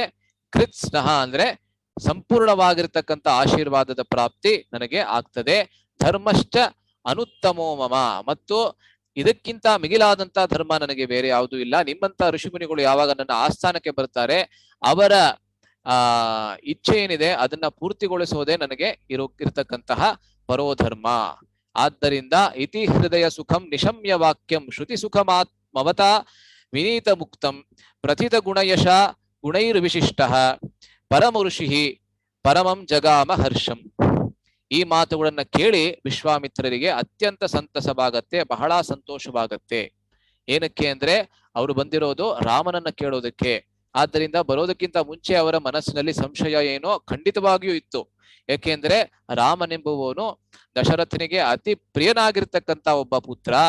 ಅವನನ್ನ ಕೊಡೋದಕ್ಕೆ ದಶರಥ ಪ್ರಾಯಶಃ ಖಂಡಿತವಾಗಿಯೂ ಹಿಂಜರಿತಾನೆ ಎಂಬಂತಹ ಒಂದು ಸಂಶಯ ಅವರ ಮನಸ್ಸಿನಲ್ಲಿತ್ತು. ಆದ್ರೆ ಆ ಸಂಶಯವನ್ನ ಅವರು ಹೇಳದೇನೆ ದಶರಥ ಅದನ್ನ ದೂರುಗೊಳಿಸ್ಬಿಡ್ತಾನೆ. ಹೇಗೆ ಅಂದ್ರೆ, ನೀನು ಏನ್ ಬೇಕಾದ್ರೂ ಹೇಳಿ, ನೀವು ಅದನ್ನ ನಾನು ಮಾಡೋದಕ್ಕೆ ಸಿದ್ಧನಾಗಿದ್ದೇನೆ, ಅದನ್ನು ಮಾಡೋದೇನೆ ನನ್ನ ಧರ್ಮ ಎಂಬಂತಹ ಮಾತನ್ನ ದಶರಥ ವಿಶ್ವಾಮಿತ್ರರಿಗೆ ಆಗಲೇ ನೀಡಿ ಆಗಿದೆ. ಆದ್ರಿಂದ ಈ ಒಂದು ಮಾತನ್ನ ಕೇಳಿ ಶ್ರುತಿ ಸುಖ ಅಂದ್ರೆ ಆ ಮಾತನ್ನ ಕೇಳಿ ಅವರ ಕಿವಿಗಳಿಗೆ ಬಹಳ ಆನಂದವಾಯಿತು, ಅವರ ಮನಸ್ಸಿಗೆ ಮತ್ತೆ ಹೃದಯಕ್ಕೂ ಕೂಡ ಬಹಳ ಆನಂದವಾಯಿತು ಎಂಬಂತೆ ಅಲ್ಲಿ ವಾಲ್ಮೀಕಿ ಮುನಿಗಳು ಬರೀತಾರೆ. ಬಹಳ ಮುಖ್ಯವಾದಂತಹ ವಿಷಯಗಳನ್ನ ಇವತ್ತು ನಾವು ಚರ್ಚೆ ಮಾಡಿದ್ದೀವಿ.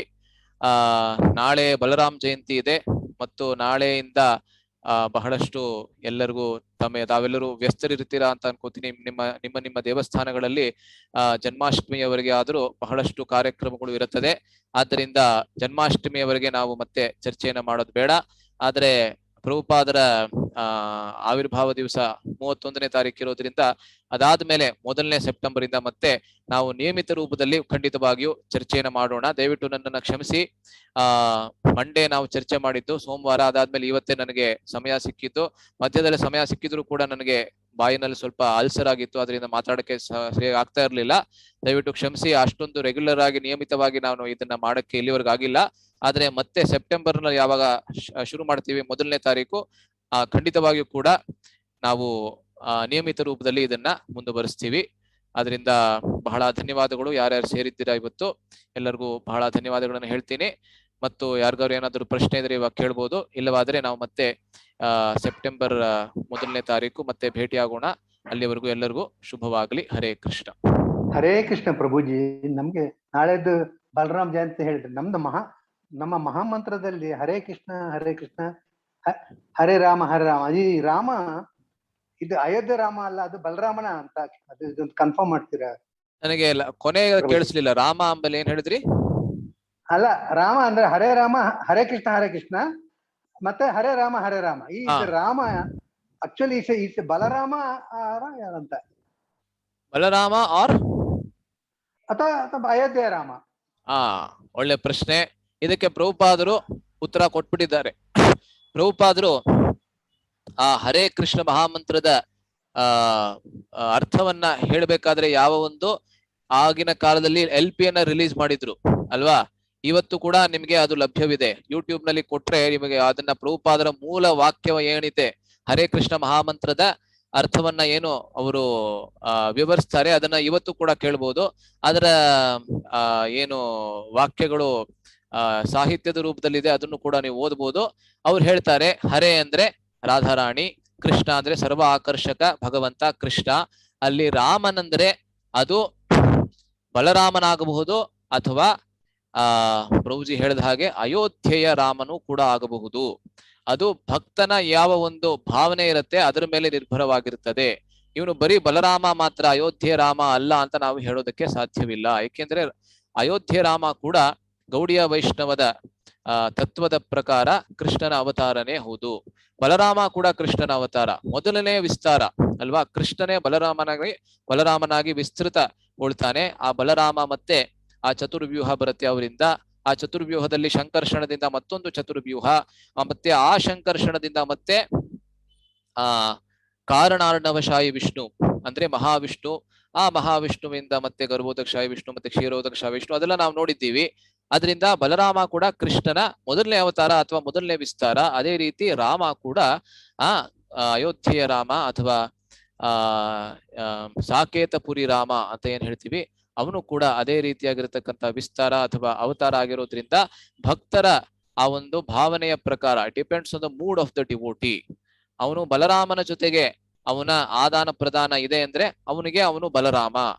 ನಮ್ಮ ಆದಾನ ಪ್ರದಾನ ಆ ರಾಮನ ಜೊತೆಗೆ ಇದೆ ಅಂದ್ರೆ ರಾಮನು ಕೂಡ ಆಗಬಹುದು. ಅಲ್ಲಿ ಯಾವುದೇ ರೀತಿಯಾಗಿರ್ತಕ್ಕಂಥ ಲಿಮಿಟೇಷನ್, ಮಿತಿ ಅನ್ನೋದು ಇಲ್ಲ ಅಲ್ಲಿ. ಆಯ್ತಾ?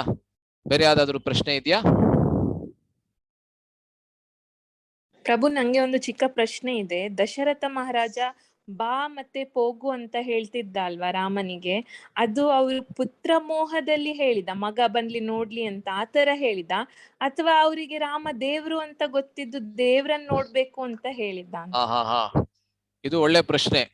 ಇದನ್ನ ನಾನು ಚರ್ಚೆ ಮಾಡ್ಬೇಕಂದ್ರೆ ನಿಜವಾಗ್ಲೂ ನನಗೆ ಸುಮಾರು 1 ಗಂಟೆ ಸಮಯ ಬೇಕು. ಏನಂದ್ರೆ ದಶರಥ ಮಹಾರಾಜರು, ಇಲ್ಲ ನಾನು ಸಂಕ್ಷಿಪ್ತವಾಗಿ ಹೇಳ್ತೀನಿ. ಆದ್ರೆ ಏನಂದ್ರೆ ದಶರಥ ಮಹಾರಾಜರ ಸ್ಥಾನ ಏನು ಎಂಬುದರ ಬಗ್ಗೆ ಪ್ರಶ್ನೆ ಇದು.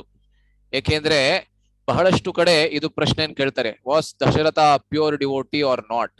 ದಶರಥ ಮಹಾರಾಜರು ಶುದ್ಧ ಭಕ್ತರೋ ಅಲ್ವೋ ಎಂಬುವಂತಹ ಪ್ರಶ್ನೆ. ಅದಕ್ಕೆ ಉತ್ತರ ಕೊಡ್ಬೇಕಾಗ್ತದೆ ನಿಮ್ಮ ಪ್ರಶ್ನೆಗೆ. ಅದಕ್ಕೆ ಇವಾಗ ಉತ್ತರ ಕೊಡೋದಕ್ಕೆ ಹೋಗೋದಿಲ್ಲ. ಆದ್ರೆ ಇಲ್ಲಿ ವಿಶೇಷವಾಗಿ ನೀವು ಹೇಳಿದ ಹಾಗೆ ಪುತ್ರ ಮೋಹ ಅನ್ನೋದು ವಿಶೇಷವಾಗಿ ದಶರಥನಿಗೆ ಖಂಡಿತವಾಗಿಯೂ ಇತ್ತು. ಪುತ್ರ ಮೋಹ, ಯಾಕೆಂದ್ರೆ ಅಷ್ಟೊಂದು ವರ್ಷಗಳ ಕಾಲ ಅವನಿಗೆ ಪುತ್ರರಾಗಿರ್ಲಿಲ್ಲ. ಯಾವಾಗ 4 ಪುತ್ರರು, ಅದು ಸಾಮಾನ್ಯವಾಗಿರ್ತಕ್ಕಂಥ ಪುತ್ರರಲ್ಲ, ಒಬ್ಬ ಭಗವಂತ, ಆ ಭಗವಂತನ ಶಂಖಚಕ್ರ ಮತ್ತು ಭಗವಂತನ ಮತ್ತೊಂದು ಅವತಾರನಾಗಿರ್ತಕ್ಕಂಥ ಅನಂತಶೇಷ, ಈ 4 ಕೂಡ ತನ್ನ ಮಕ್ಕಳಾಗಿ ಯಾವಾಗ ಹುಟ್ಟುತ್ತಾರೆ ಅವರ ಮೇಲೆ ಪುತ್ರ ಮೋಹ ಅನ್ನೋದು ಬರುವುದು ಬಹಳ ಸಹಜ ಅಲ್ವಾ? ಸೊ ಆ ರೀತಿಯಾಗಿರ್ತಕ್ಕಂಥ ಪುತ್ರ ಮೋಹ ಖಂಡಿತವಾಗಿಯೂ ದಶರಥನಿಗೆ ಇತ್ತು. ಆದ್ರೂ ಕೂಡ ದಶರಥ ಸಾಮಾನ್ಯವಾದಂತಹ ವ್ಯಕ್ತಿ ಅಲ್ಲ. ಭಗವಂತನನ್ನೇ ಮಕ್ಕಳಾಗಿ ಪಡಿಬೇಕಂದ್ರೆ ಸಾಮಾನ್ಯವಾದಂತಹ ವ್ಯಕ್ತಿ ಅಲ್ಲ. ಆದ್ರೆ ದಶರಥನ ಸ್ಥಾನಕ್ಕೂ ಇವಾಗ ವಸುದೇವನ ಸ್ಥಾನಕ್ಕೂ ಅಥವಾ ನಂದ ಮಹಾರಾಜರ ಸ್ಥಾನಕ್ಕೂ ಬಹಳ ವ್ಯತ್ಯಾಸ ಇದೆ. ಅಷ್ಟನ್ನ ಮಾತ್ರ ಇಲ್ಲಿ ಹೇಳ್ತೀನಿ. ಇಬ್ಬರ ಸ್ಥಾನ ಒಂದೇ ಅಲ್ಲ. ಮತ್ತು ದಶರಥ ವಸುದೇವ ಅಥವಾ ನಂದ ಮಹಾರಾಜರ ಸ್ಥಾನಕ್ಕಿಂತ ನಿಕೃಷ್ಟವಾದಂತಹ ಸ್ಥಾನದಲ್ಲಿ ಇದ್ದಾನೆ. ಅಂದ್ರೆ he is inferior to Nanda Maharaja or Vasudeva, is not equal to them. ಇಷ್ಟು ಮಾತ್ರ ಇಲ್ಲಿ ಹೇಳ್ತೀನಿ ಅಷ್ಟೇನೆ, ಬಯಸ್ತೀನಿ, ಇಷ್ಟು ಮಾತ್ರ ಹೇಳೋದಕ್ಕೆ ಬಯಸ್ತೀನಿ. ಮತ್ತೆ ಯಾವಾಗ ಚರ್ಚೆಗೆ ನಮಗೆ ಅವಕಾಶ ಆಗತ್ತೆ ಆವಾಗ ದೀರ್ಘವಾಗಿ ಚರ್ಚೆ ಮಾಡೋದಕ್ಕೆ ನಾನು ಇಷ್ಟಪಡ್ತೀನಿ. ಬೇರೆ ಯಾವ್ದಾದ್ರು ಪ್ರಶ್ನೆ ಇದೆಯಾ? ಸರಿ, ಬೇರೆ ಯಾವ್ದು ಪ್ರಶ್ನೆ ಇಲ್ಲ ಅಂದ್ರೆ ಲೇಟ್ ಆಗಿದೆ, ಆಗ್ಲಿ 8:10 ಆಗಿದೆ, ಅದರಿಂದ ಇಲ್ಲಿ ನಾನು ಮುಗಿಸೋದಕ್ಕೆ ಇಷ್ಟಪಡ್ತೀನಿ. ಮತ್ತೆ ಸೆಪ್ಟೆಂಬರ್ 1 ಅಂದು ನಾವು ಮತ್ತೆ ಸೇರೋಣ. ಅಲ್ಲಿವರೆಗೂ ಎಲ್ಲರಿಗೂ ಶುಭವಾಗ್ಲಿ. ಸರ್ವೇ ಜನಾಃ ಸುಖಿನೋ ಭವಂತು, ಸರ್ವೇ ಸಂತು ನಿರಾಮಯಾಃ, ಸರ್ವೇ ಭದ್ರಾಣಿ ಪಶ್ಯಂತು, ಮಾ ಕಶ್ಚಿತ್ ದುಃಖ ಭಾಗ್ ಭವೇತ್. ಮಂಗಳಂ ಕೋಸಲೇಂದ್ರಾಯ ಮಹನೀಯ ಗುಣಾಬ್ಧಯೇ, ಚಕ್ರವರ್ತಿ ತನೂಜಾಯ ಸಾರ್ವಭೌಮಾಯ ಮಂಗಳಂ. ಎಲ್ಲರಿಗೂ ಧನ್ಯವಾದಗಳು. ಹರೇ ಕೃಷ್ಣ.